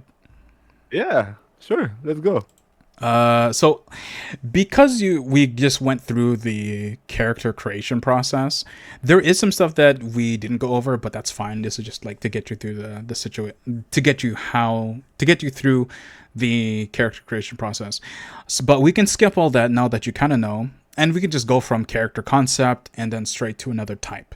So there are other classes. You can still see my screen, yes? Yep. Do you see the documents in front of me? Yep. Awesome. Why don't you pick one of these, and then we can dive into those. It's still showing the fighter for me. Oh, you don't see the other stuff. Okay. Let me DM you the list here so you can actually see. Let's see here. Okay, I'm DMing you a list. Choose which one you would like to create. Of course, you've already looked at the fighter. Which subclass of D&D classes would you like to dive into from the Goose and Ghouls guide? Bart. Bard, hell yes. Yeah, Bart. Bart. Yeah, let's go, Bart. Oh, I really want to call this guy Careless Whisper now. Then again, we don't have to use We don't have to use Whisper. You could make another character concept. Up to you. Yeah, let's make a new one. Just make a new one? Okay. Let's So, make a new one. rather than do all the numbers, or do you want to like go through the number stuff? No, that's kind of useless, actually. Never mind. Let's just go with the concept and then go with the class. So before we dive into this, what kind of bard character do you want to play? Who is this other character? Who is he? He is. What's the worst character that has, like, what other races are there? Let's see. What other races are there? Races. Oh, okay, yeah. There's a lot of races. Let me quickly go look that up because there are more than just the basic ones these days. So D&D 5e has a bunch of races that are... They have a list of basic races, but a lot more have come out from supplement books. Just like the Graverobber's Guide to Goose and Ghouls, there are other supplement books that have added other races. So there are like turtle men, there are owl men, there are mice men, there are robots, literal robots. There are a bunch. Let me look it up now. Actually, no. Ooh. There we go. Okay, you still see my screen? Do you see my browser? Nope. Nope. Nope. No, you do not. Okay. That's do fine. not. I'm going to. Oh god, this is so long. Oh wait, but they're not all playable races. Oops. There's a difference between because okay, so there's our playable races and then there are just races. Not every race is playable, unless of course you work with the DM so that they can make one for you. Like I have actually created custom races for some of my players before. So like when I say you can literally play anything, you can literally play anything. So because we're not dealing with the numbers, let's just do that. Let's just do some imagination stuff. So you can play as a birdman. You can play as a half angel.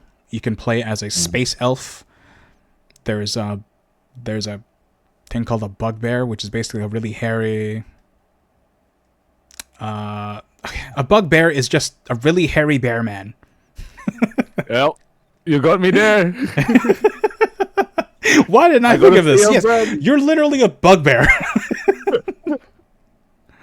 I gotta stay on point. Okay, we'll play a bugbear. You want to know what? Actually, you have a computer. Look up what I a do have bugbear a looks like. computer. Yeah, I remember how the bugbear looked like. Okay, yeah. I love him. I was looking at it. It's like, of course he's a bugbear. What? Okay. All right. So concept time. You are a bugbear. What kind of creature are we looking at? Like what class do you think this bugbear would be? Bard. Right. You said bard. The bugbear bard. What's his name? Bugbear Bard. Something with B. Let's see. Bernardo, the bugbear bard. Nah. Boomer, the Bugbear Bard. Boomer? Boomer, the Bugbear Bard. You want to call him Boomer? Boomer, the Bugbear Bard. All right, Boomer, the bugbear bard, who bodaciously bedazzles the. I don't know that many B words. Badly. All right. Okay, so before we jump into the bard section, actually, it's hilarious. I played this the other night at a home game with my friends. So I actually remember how the bard works in the Graverobber's guide. So, do we want to put a backstory to this guy, or do we want to go through the character subclass first? What do you think? Subclass. Subclass. Okay, let's dive into the subclass. So, the bard from the Graverobber's Guide to Ghouls and Ghouls and Ghosts. Have I been saying it wrong the whole time? I keep saying ghosts and ghouls. That's ghouls and ghosts. The Graverobber's Guide to Ghouls and Ghosts. Damn, I said it wrong. My sponsor's gonna eject, cut this partnership off so quick.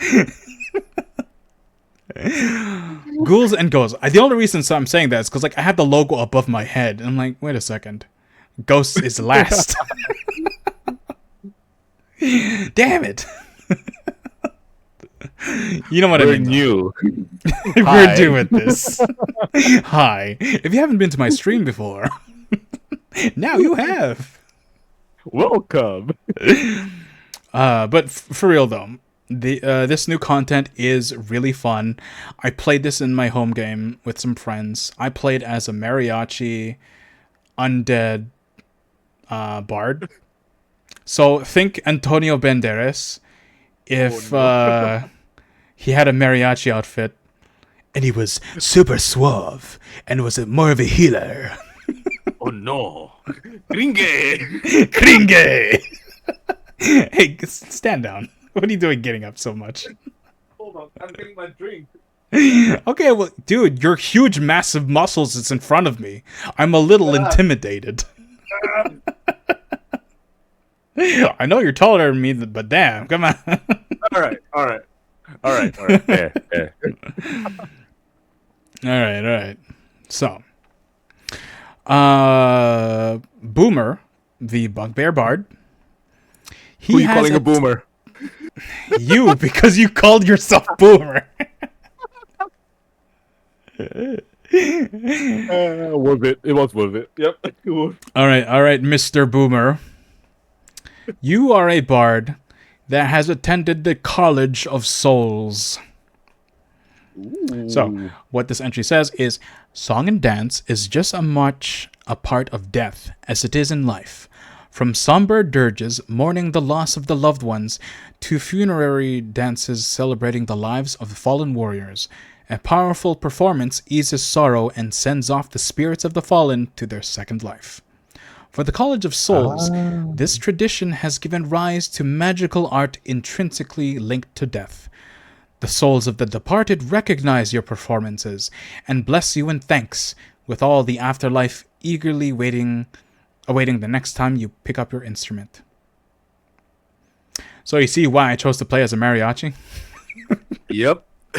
Makes sense. With the Mexican tradition of the Day of the Dead and celebrating the ones who passed away, I thought it was a perfect kind of mix. Even though that's not exactly what mariachis do, they're just, they're musicians in the Mexican culture. I just thought it was super cool to add that in the mix, and I frankly had a lot of fun because this first feature that you get as a College of Swords bard is super good if you want to help buff allies.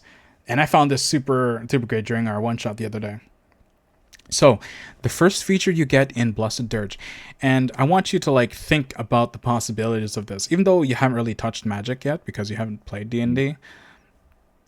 Try and wrap it around your head, and if not, I'll explain it to you. All right. So, the first ability that you get when entering the College of Souls, your words carry the solemn finality of the grave, empowering your spells with aspects of death and new life. Whenever you cast a spell, you can roll a bardic inspiration die. One creature affected by the spell takes additional necrotic damage or gains temporary hit points equal to the roll of the die.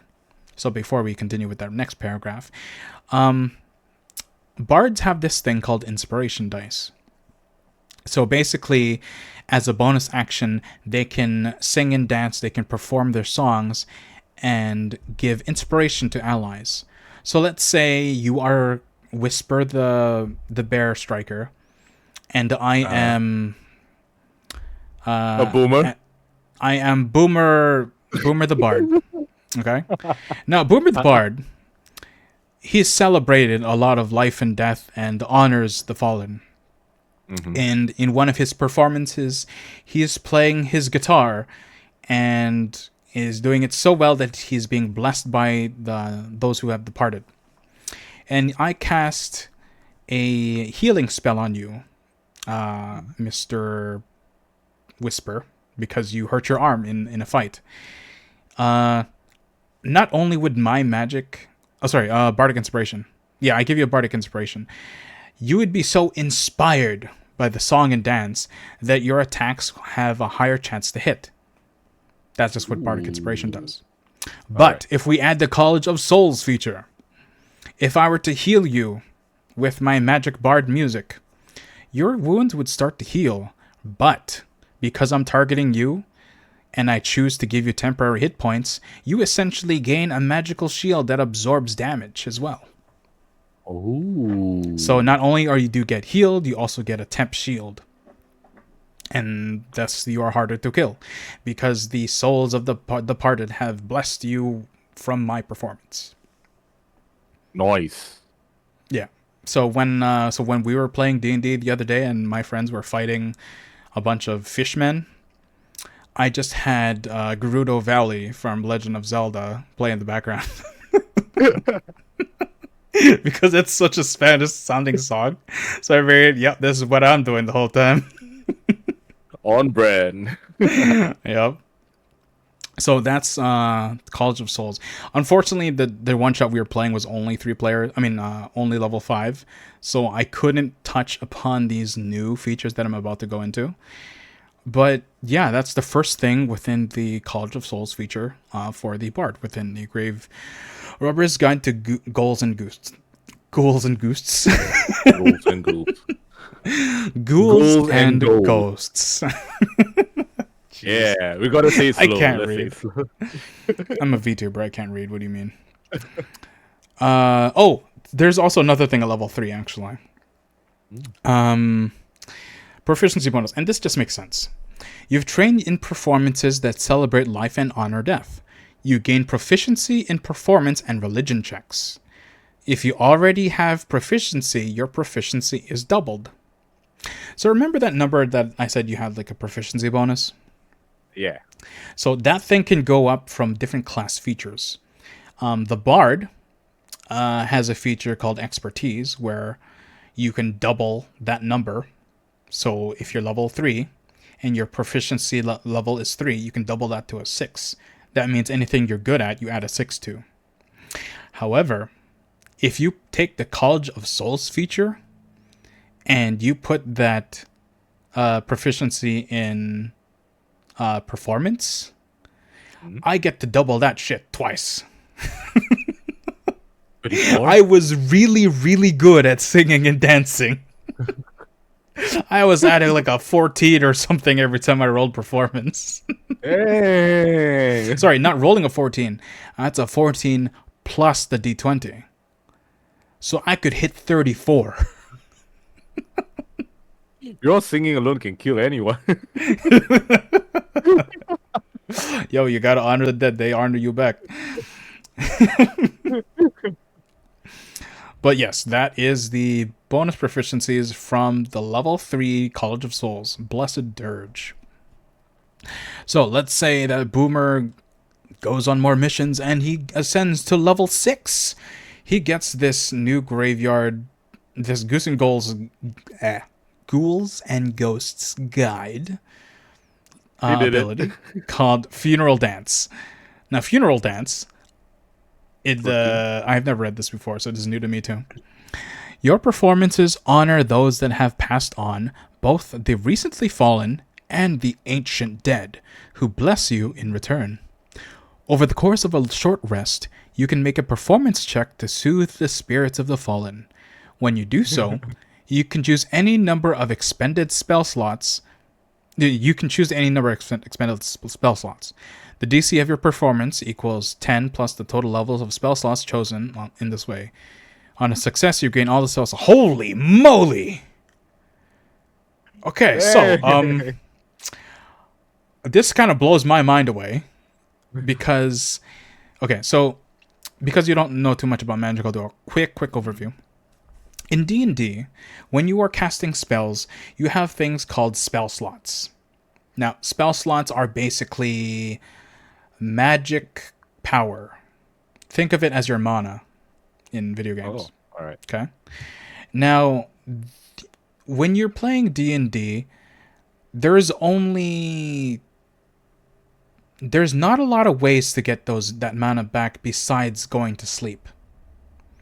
So when an ability lets you regain mana, that's a big deal. So wizards can do it. Sorcerers can kind of do it. Warlocks a little bit, not a lot. But like wizards are the best because that's their whole thing, magic, right? Sorcerers can kind of do it because they are also magic but a different flavor. Warlocks, they're just borrowing magic from a sugar daddy. I'm not kidding.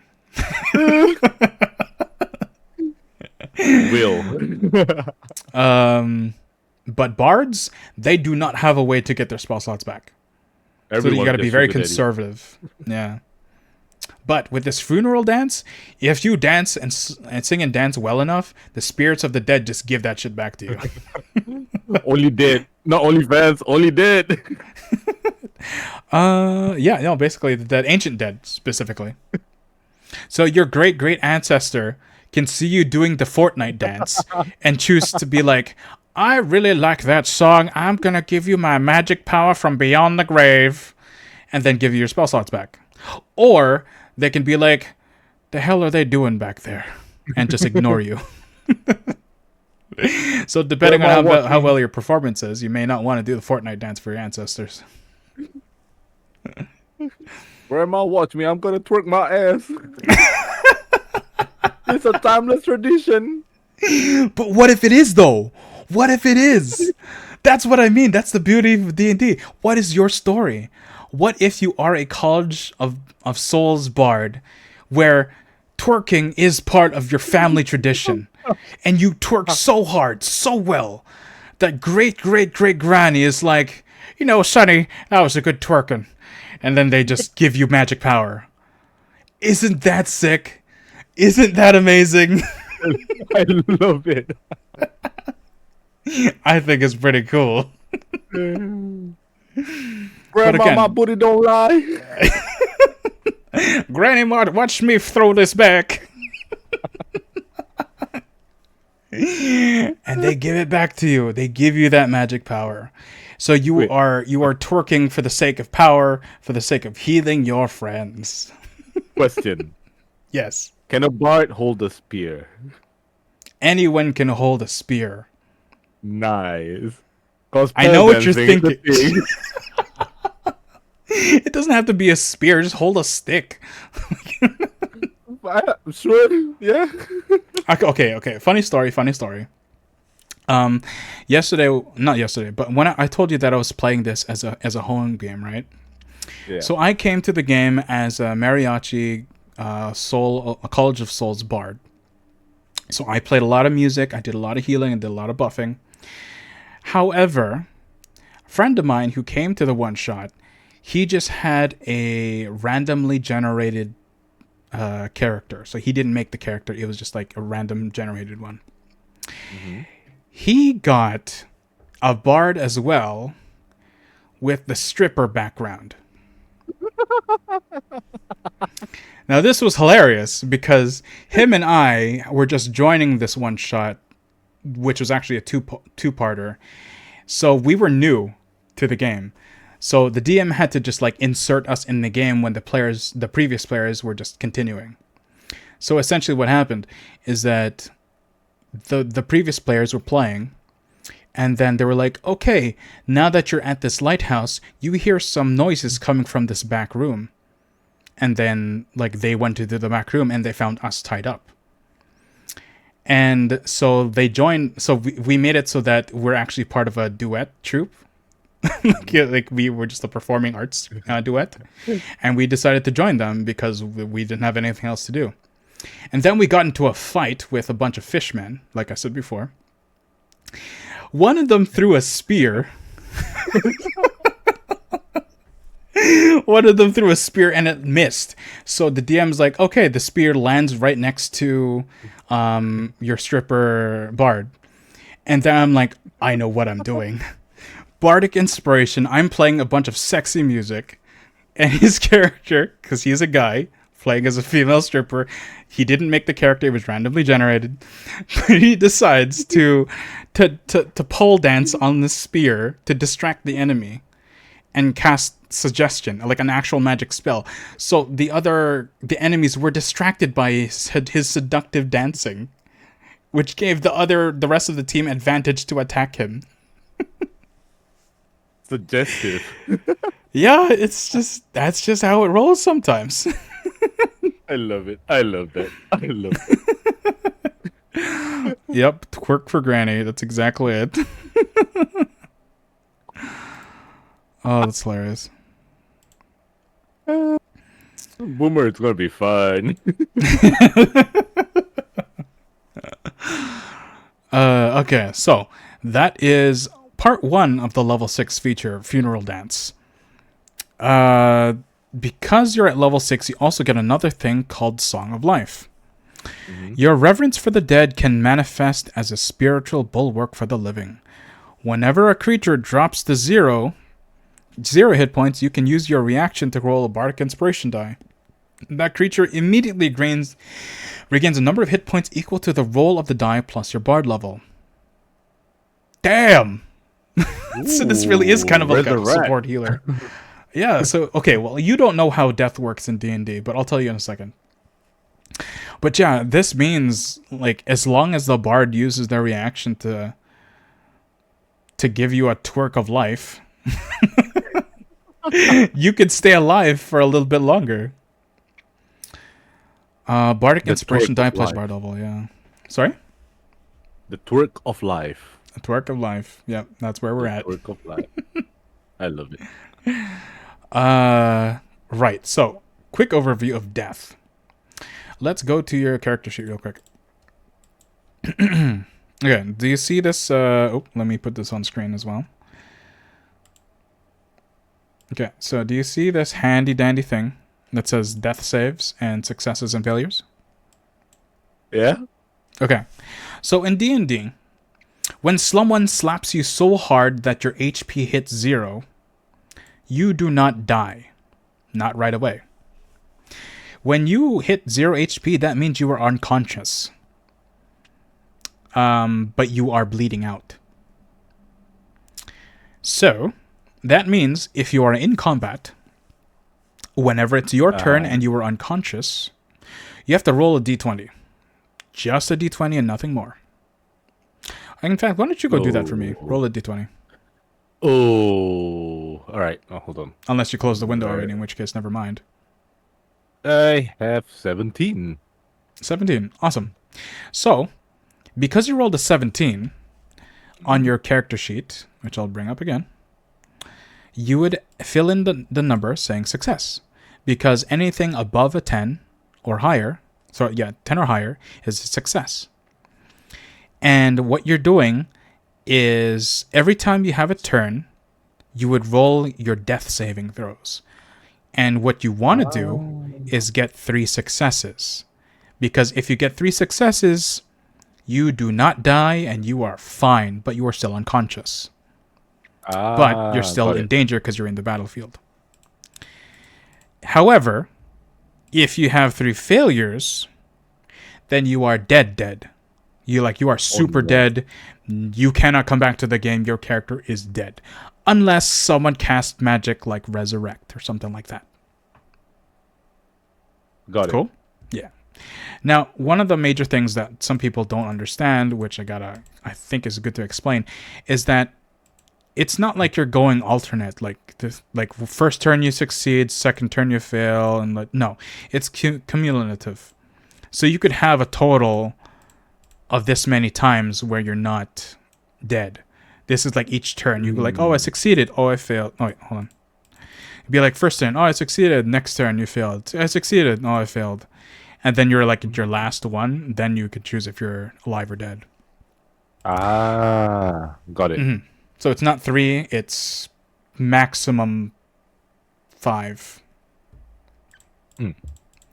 Here's the fun part, though. Just because you're unconscious and on the ground and you're trying not to die doesn't mean something can't fix that. Yeah. So let's say you are Boomer. Actually, no, a better example. Let's say you are Whisper, and and then you see an enemy, an evil purple space bear. And actually, no, let's do it the other way around. Actually, no, yeah. So you are fighting an evil purple space bear, and you are down to 0 HP, and it is standing above you. Okay, you have 0 HP, and me at the DM says, "Okay, Whisper, go ahead and roll a death saving throw." And you roll the dice, and you roll a 17, you get a success. But then Amok, the purple space bear,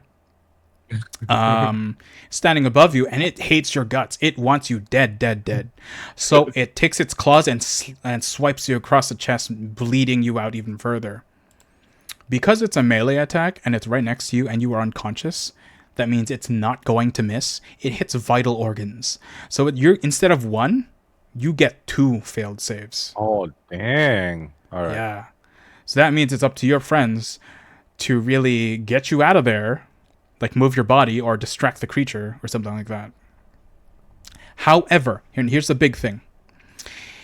If you get any sort of healing, anything at all, like if it's 1 HP, if it's 2 HP, you clear all of this and you bring your HP back to whatever number that is, and you are back conscious again. Oh. Yeah, it is very hard to die in D&D 5e because any amount of HP you get, you are alive again and you have a chance. Watch it's me. Hard. Watch But see, me. This is why the last one, Song of Life, is such a big deal for me. Because with this Song of Life, just by using a reaction, you don't even have to deal with saving throws or death throws. Because you're gonna be back up by at least 2 points. Because the bard can just be like, "No, I'm twerking. You like this? Stand back up." I'm dying, but his twerking is so good. Exactly. Or any other type of performance. It could be a rap. It could be a sonnet. It could be singing Mariah Carey. I don't know.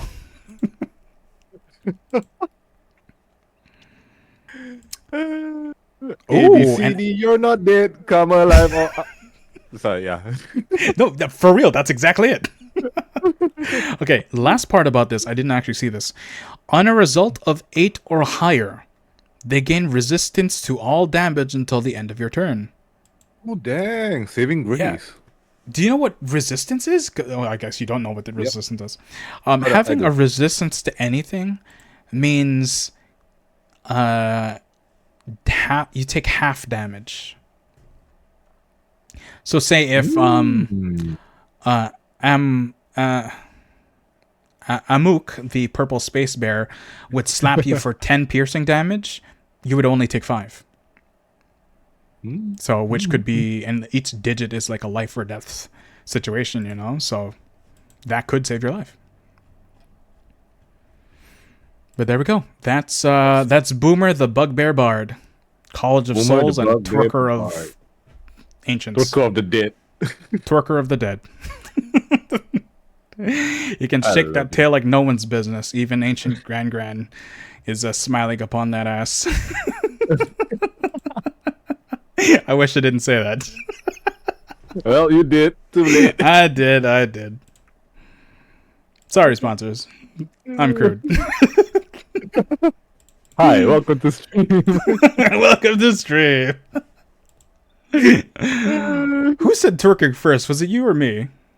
Pretty sure it was you. I'm just following your example character, okay? I'm being a good DM by enabling your degeneracy. Alright, I think we got time for one more. Up to you. What do you think? Because we have a long list here that's available from the Graverobber's Guide to Ghouls and Ghouls. What the hell is a Ghouls? Quack. Wait, that's a duck.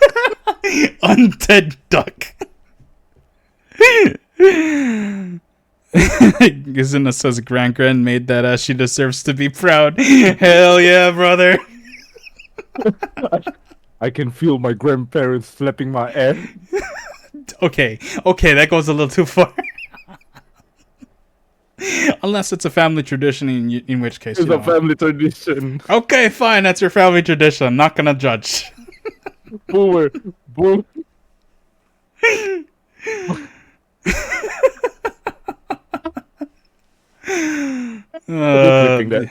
You made this. I made it. You made this. I'm just enabling you. That's the difference. Yep. Just to clarify, it's my fault. Not well, I don't like saying your fault. It's rather that's your creation. You own it. Then awesome for you. Try to be nice. It's a good character, mind you. Again, we only thought of this because of the Graverobber's Guide to Ghouls and Ghosts, which you can access their Kickstarter, which is live today by clicking on the link on the pinned message or by using !sponsor. Damn, I'm good at this. Yeah. Yeah, for real though, we got some time left before do you want to make another one? Because we got a lot of options. I'm kind of curious about Artificer. Artificer. Okay, yeah. I play 2 of these suckers actually. It's it's kind of funny. Before we dive into what an Artificer does, what do you think an Artificer does? Guns. Guns, okay. Stuff. Guns and make stuff. Artificers are neat.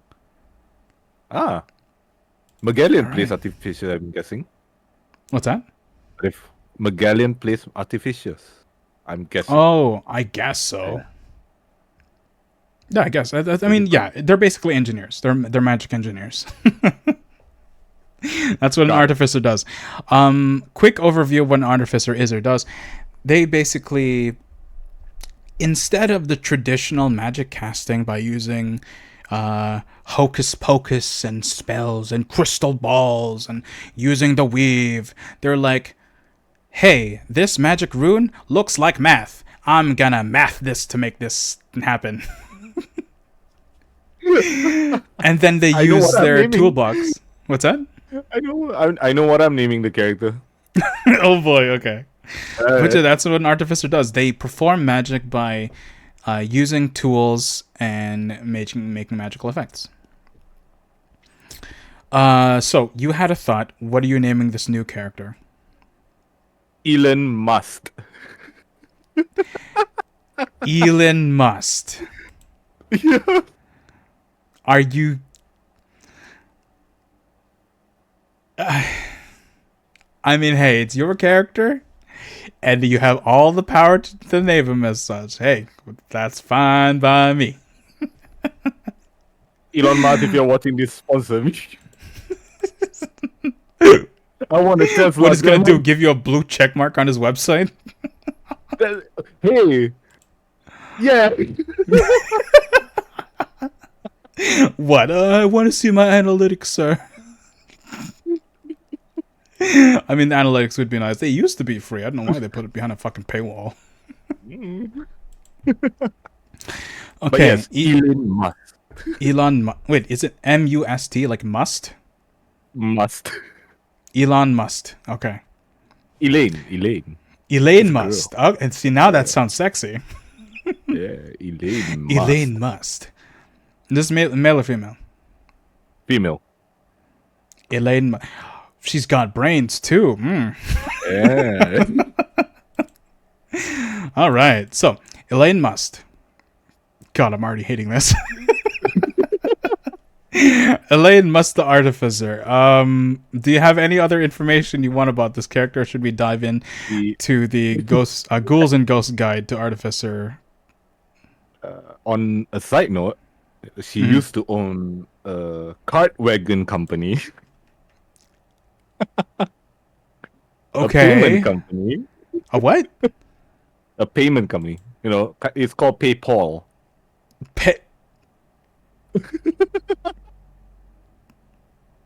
And he owns a forum called Tweet. Yeah.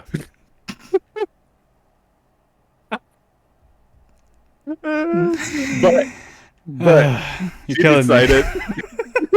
She decided she wants to retire from all that and do some adventuring. So that's where we at. Well, you're gonna love what this is. Yep. Oh my god, Elaine Musk. Okay, here we go. Elaine Musk, the artificer, and within the Graverobber's Guide to Ghouls and Ghosts, they have this thing called the Stitcher Speciality. Now, I've read a bit of this already. Are you familiar with Frankenstein and Frankenstein's monster? Yep. Ooh, wait. Yeah. Ooh. Yeah. The artificer, normally in D&D, would use mechanical stuff to create spells. So they would use a toolbox. Traditionally, you get to have any crafter. You get to use any crafter tools as your focus. So instead of using a staff or a wand, you would use tools because, again, you're using machinery. But the Stitcher speciality for the artificer, just like the rest of the pack, really goes with the Halloween theme, that horror theme. So you are definitely getting Frankenstein vibes from this. So to read out what the entry says, artificers that learn the way of the Stitcher recognize that the mortal form is but a machine like any other. Its muscles are the clockwork that moves it. Its blood is the oil, and its skin is the casing. These apostate researchers spend their entire lives studying the ins and outs of these machines, replicating them, mastering them. This research starts small, bringing cats and dogs to life with a science similar to necromancy. But soon their macabre findings are applied to the creation of new creatures, stitching together monstrous chimeras from the parts of disparate animals, with the goal of one day creating new life. Their science is a direct defiance of the very gods. So yeah, literally Frankenstein. So Elon Musk want to make a new company called Undead X. Undead X. Yeah. You know, cause like SpaceX, Undead X.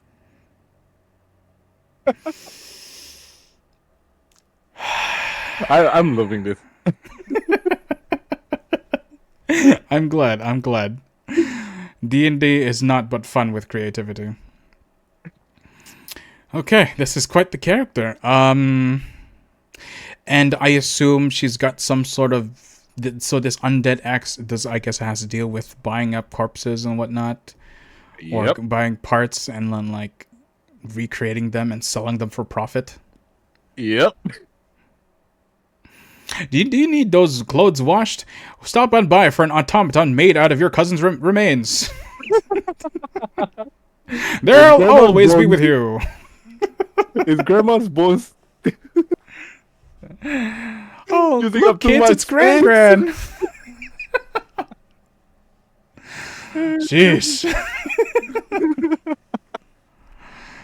I was gonna say it's getting dark, but I mean, like, considering the what we're doing here, it is ghoulish. This is ghoulish content. This is exactly what we signed up for. on brand? On brand. Maybe not the dark jokes, but I mean, this is pretty macabre. Okay, let's move on. So, at level 3, when you choose to become a Stitcher specialty within the Artificer School, your medicine expertise can create a facility. What is this word? I know this word. They said this in Final Fantasy 14. That word. Facsimile. Damn it. I'm looking this up. I'm looking it up. I need to know. Just to know it, I'm the one from Southeast Asia. English isn't my first language. Facsimile. That's the word. Facsimile, yeah. It means an exact copy, especially when it's written or printed. Okay, so to reiterate, you can create a copy as if you had cast the Find Familiar spell. Ooh, that's gross. Familiar is created this way, so essentially a flesh golem of a little creature. Familiars created this way are undead instead of any other creature type. You can also use the severed hand of a humanoid to instead make a crawling claw familiar. Whoo! I'm getting Addams Family vibes. Remember the hand from Addams Family? Yeah. Yeah, that's basically this. Oh gosh. You can also use the severed hand of a humanoid instead, making a crawling claw familiar. Whatever form it takes, it has the blind sense out of to a range of 30 feet and has 3 intelligence and 6 wisdom. You cannot share senses with this undead familiar, and it dies when it drops to 0 hit points, but its corpse can be used again so long it wasn't completely destroyed. You can use this ability again a number of times per day equal to your proficiency bonus, but only have 1 zombified familiar at a time. Okay, so basically when you hit level 3, you get to cast Find Familiar, the spell that gives you a little familiar like wizards, where it's like a little cat or a bat or something, some little creature that'll obey your instincts. Obey your command. But it is a physical thing made out of corpses. And you can't look through its eyes. So normally in D&D, when a wizard or someone of magical power use Find Familiar, it's basically like a little drone, because with Find Familiar you can say, to use the example from Critical Role, there's a character that always summons an orange cat, and the team is like, well, we don't know what's on the other side of that door. So he'll change his familiar into something that can see in the dark, and then he'll tell his familiar, okay, Frumpkin, go to the other side of the room, and I'm going to look through your eyes. So they can magically look through their eyes so they're safe. And when the familiar dies, they just come back. It's no big deal. The only difference between that magic find familiar and this one is that it's a corpse. So you cannot see through its eyes. Pretty But handy, can I though. smell it? Oh, yeah. Smell what it smell? It's a corpse, so it's going to smell, for sure. If I'm just thinking the possibility with this, like a kamikaze drone kind of thing. Oh, yeah, you can definitely do that. It's fucked up, but Because you you can do can it. resummon. Yeah, but you can resummon it. Yeah, but A the number of creature times is a day. also has its own feelings. It's sentient. It's undead. Well, this one, yes. You're right. This one is. You're right. For this one specifically. But the thing is, if you do it as a kamikaze, you have to find another corpse to reanimate. Because if you're using a But- bomb, well, the corpse is going to be blown up. Yeah, true. But if I need a hand, Shut up. Yes, definitely. Right. So, aside from the Stitcher feature Forbidden Medicine in order to create this familiar, you get some special spells just for being part of this specific artificer. Stitcher spells, Ooh. Stitcher feature. So, you always have certain spells prepared after you reach a particular level in this class, shown on the Stitcher spells. Blah, blah, blah, blah. Here's the chart. So let's check what happens. So when you first get it, you get False Life and Sleep. Sleep is exactly what you think the spell does. False Life gives you temporary HP. alright. So it's like Got giving it. you drugs so that you don't die. Level 5, Alter Self and Mind Spike. That makes sense. Alter Self, I think, is like a disguise. So, like, you make yourself look different. So I guess as a Stitcher, you're basically performing surgery. Nice. Which is kind of grim, which, it's on brand. And then other ones, Animate Dead, Charm Monster. Yeah, that makes sense. All right, next, tool proficiency. So same thing, level 3. You gain proficiency with the... Oh, God. Letter work. I love it. Because you're a Stitcher, instead of using Tinker tools and Mechanics tools, you get proficiency in Leatherworkers tools. If you have proficiency in this, you get proficiency with one other artisan's tools or choice. Wow, that's grim, but it makes perfect sense. Oh my goodness. I'm kind of blown away because yes, that makes sense, but it's like, damn. I'm They out of really- weapon. What do I have? A needle. Help, my cat is stuck in a tree. Don't worry, ma'am. I have a corpse, a hand, and a needle. I'll be right there.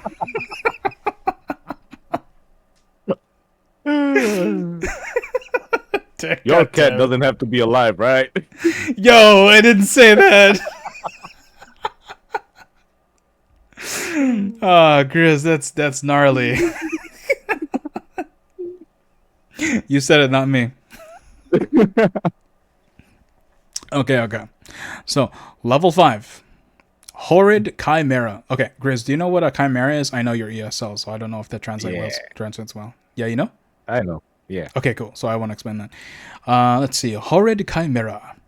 Your research has delved into forbidden knowledge, and you've learned how to hybridize the corpses of beasts.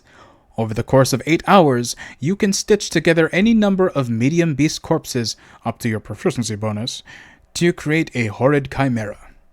The Horrid Chimera's game statistics are dependent on the number of types of corpses used to create it. It gains all movement types, swim, fly, etc., and senses of the creatures used to make it, as well as all abilities based on them. Amphibious, keen hearing, wow. Its strength and constitution are equal to the highest of those values of the creatures that make it. This is actually pretty dope. This is OP. Because, you can create a creature of medium size with all the features and traits of the parts of animals that you used it. So you can make something super strong or super specific to the situation you need. You need something flying, make sure you use like bird parts. You need something swimming, something with amphibian parts. And the only thing that I'm immediately thinking of this being a problem is that you're probably carrying a lot of corpses around you as parts, which is like, I mean, that's smelly and gross. And you need a lot of space to hold those bodies. What the hell? what if reanimate the dead so that I don't have to carry anything? And they're just walking by themselves? Yep. You know, that's a good idea. That is a fantastic idea. Save for the fact that you would have to use a spell slot to do that every time you're moving around. And Animate Dead, I don't know. I forget how long it lasts. It might only last like 10 minutes. Yeah. I don't remember. Maybe it is a full day. I can't remember. That might be zombie. I mean, Wait. I can always. Yeah. Wait, that means. Wait, because you're an artificer, that means you have. Oh, hey, Kai. Thanks for the lurk. You have. Okay. So here's what I'm thinking. Artificers are magic users by themselves. Like, even without the guide to ghouls and ghosts, the normal artificer does magic. And I forget, I could be wrong, but they might be able to use Animate Dead. They might also be able to use the zombie spell, which creates zombie out of corpses. You could choose all the magic spells that have to deal with undead and just really go ham with the whole necromancer and Stitcher mentality. So you could have all of your corpses walk with you all the time, never having to do anything, and they'll like do stuff for you, or at least use other magic spells to do stuff for you, so that you never have to carry these corpses. They are already moving. Right. But say you wanna take a Yu-Gi-Oh card and use polymerization to fuse these bitches. You could you could create the Horde Chimera and just make whatever you need because you have the parts ready with you right away. What's stopping me from putting cartwheels on the zombie? The DM. Zombie. The DM. But if you're a good DM, you just say yes anyway. All right. Magellan got it right. Think of a simple bag of holding. I mean, that depends, though. Well, because the bag of holding is fine and all, but the problem with the bag of holding is that you can only put something in the bag of holding if it fits in the hole. And the bag of holding is not that wide. We're talking a backpack. I mean, they're dead. Yeah, I know, but like if you cut it up in pieces, that means that the spell isn't gonna work because it's already in pieces. But I can reshoot. Right. Too much work. Got it. Oh, but you know what? If you're just using a bag of holding for the parts, and you're just using it for the Horde Chimera, then yes, I think that makes sense. Because it doesn't matter how many pieces you're putting it in. This subclass ability is just saying, no, use the parts and do whatever. So, yeah, that could work. Yeah, a bag of holding could work. Reduce, reuse, recycle.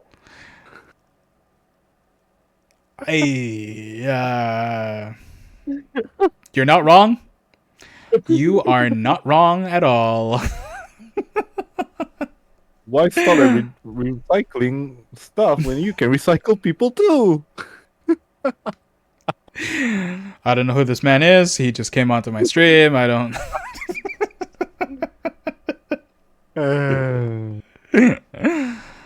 Oh boy. Horde Chimera. Let's continue. Oh, what a grisly entry. I see what you did there. So, in combat, it takes its turn immediately after yours.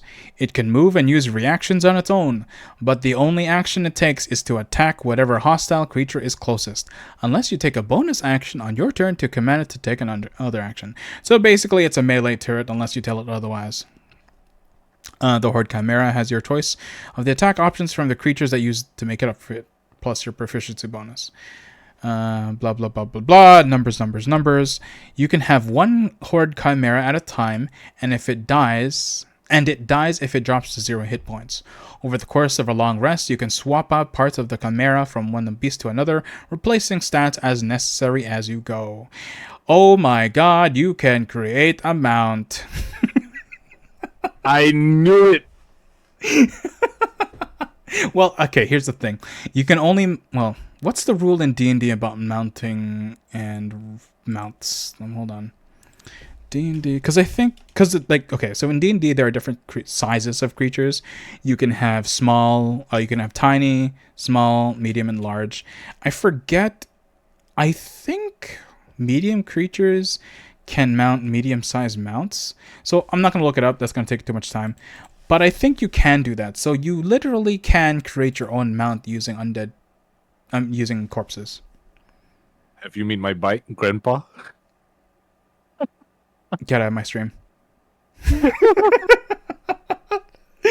What the hell, Grizz? What the hell, Grizz? Man. I mean, reduce, reuse, recycle. Shut up. You're talking about wheels, and then you're talking about using your grandpa. Damn, dude. Typical Grizz behavior. What do you mean typical Grizz? Alright, I'm not gonna... Yeah. Fair. Ay, ay, ay. Let's go back to the Twerkin Bard. Jeez. Alright, Hey, so... Grandpa, your body is being used. Let me twerk for you. No. It all comes together in one whole complete set. So three of your characters are just in the same party, and one's just like asking for a blessing from great grandpa, so that his by twerking, so that his old bones can be like stronger as they travel as a mount. I'm on my mom's car. Vroom, vroom. Damn, dude, I'm on mom. Vroom. This is so messed up. This is so messed up. Chris, what the hell? On brand. Ghouls and Ghosts. Check it out. I don't know if they want me to say that now. Okay, final thing with the Stitcher mastery of what is this called again? The Stitcher specialty for the Artificer subclass.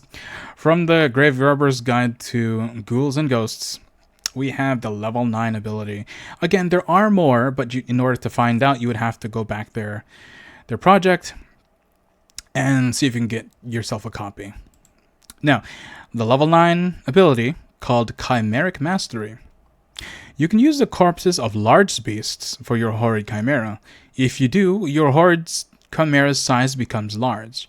In addition, your horrid chimera can attack twice rather than once whenever it takes the attack action. At the 15th level, you can use corpses of huge beasts, and oh my goodness, that is horrifying.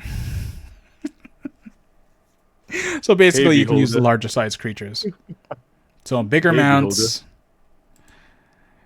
That's actually, hold on. Beholder on wheels. A beholder's classified as large, so yeah, by level 9, you could use a beholder corpse.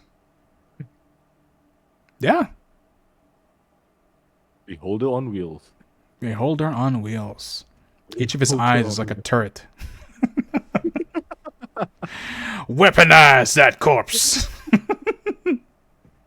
Let's go all American with this corpse and make it into a tank. Pew pew. Magic ray blast. Oh boy. And yeah, that is it for a quick overview of the Artificer Stitcher specialty within the Graverobber's Guide to Ghouls and Ghosts, and that you can back their Kickstarter live right now and all through October by clicking on the link in the pinned message or by using !sponsor. Now, Grizz, I didn't really have an end time for stream, but we are almost at three hours. Did you want to make one more, or did you want to like call it there? I think let's call it there for today. All right.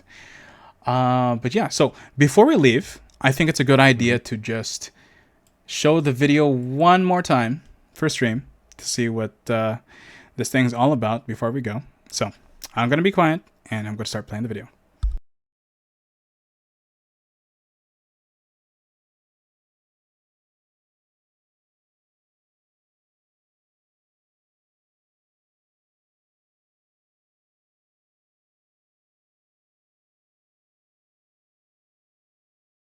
A forbidden tome of untold power can be yours, containing 13 all-new necromantic subclasses. Circle of Rot Druid. Way of Blight Monk. There you go. Spirit's Domain Cleric. A Shadows Warlock. Path of the Haunted. Grave Knight Fighter. Stitcher Artificer. Wizard with the subclass of Sangromancy. Blood Artist Ranger. Over 70 powerful new spells and abilities. The blood begins to swell in the air and shoots out 4 jagged projectiles. Blood magic on top of blood magic on top of blood magic. If you kill somebody with a necromancy spell, the temporary hit points you gain is equal to your druid level. Magus cast the 9th level spell, Leech Life. Did you give your barbarian Vortex Warp and Silvery Barbs? Hit him with Spirit Blade. More than 50 new monsters to delight and terrify. From twisted variants on old favorites to dozens of unique abominations, and 4 scream-filled adventures to explore. A trail of fresh blood that in the dark you didn't quite recognize until you stepped off into this well-lit, short hallway. There are 2 similar-looking eyes peering at you lidlessly, and the trail of blood continues underneath the door to the south. The dead will rise at your command with Graverobber's Guide to Ghouls and Ghosts. Will you embrace the darkness or fight against it? The choice is yours. Let the screams begin!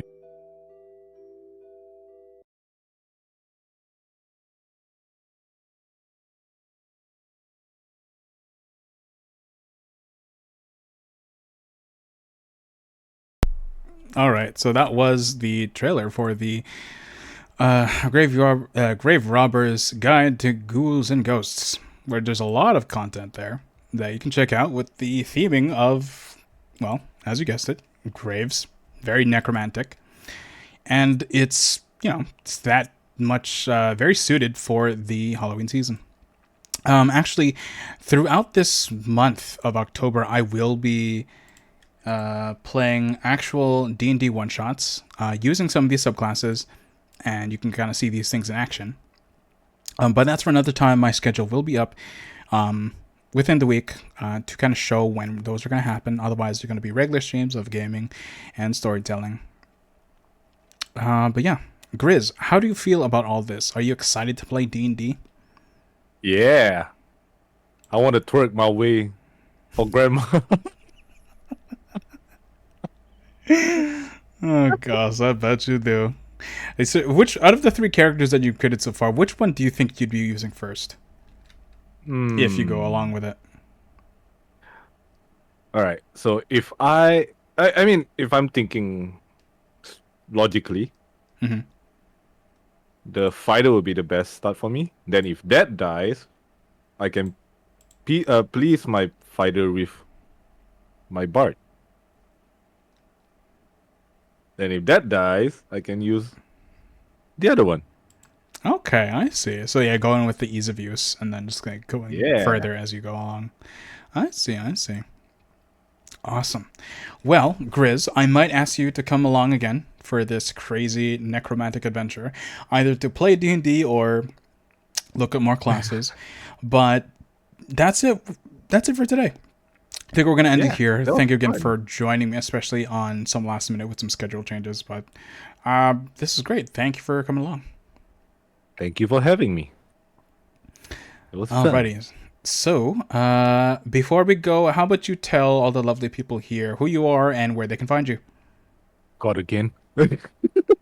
I think it's a good idea. Hi guys, I'm GriizArctos. I'm a bear. I'm a papa bear, and I am a variety streamer. I'm prepared this time. Eh? Yeah, that's all There I you have. go. Alrighty. And all of you, you know who I am, Winter Rain. I'm your Dungeon Master, Storyteller, and Variety Gamer, Ice Dragon, and I will see you in the next stream. You'll see it on my schedule and whatnot. Let's go raid a bitch. Why did I even say it that way? I could have been nicer about it. Wow. I'm All right, sassy, I'm okay? I felt like being a little crude.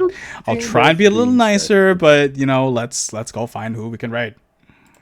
Who is online? Hold on, Winter hold Rain on. is online. Oh yeah, funny. If I raid you, Don't raid me when I'm about to leave, man. I'm gonna turn off my stream. Alrighty. Thanks for coming, guys. Thanks for coming, Magellan. I really appreciate you. Thank you. Bye bye. Let's see it, Grizz.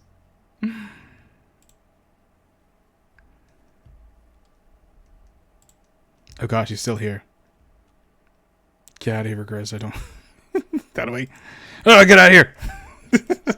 There we go. Alrighty, everyone. So let's go find someone to raid. Let's see here. Who is online among the moots that I can send you all to? Looks like no one that I know is online. So maybe we don't do that. Let's see. It's double checking. Yeah, it's good. Actually, I do know someone. Let's go to this person's stream. Okay, let's go. If you would like to copy the red message and send them some love, you totally can. But we are going to raid hello VT. Hello VT. Looks like they're playing Clone Hero with some friends. Okay. Have a good night, everyone. I will see you next time on the next stream. What we're going to do, I don't know. We might play Yakuza because I'm still playing that through that franchise. Alright. Be here, everyone. And, no, that's it. See ya.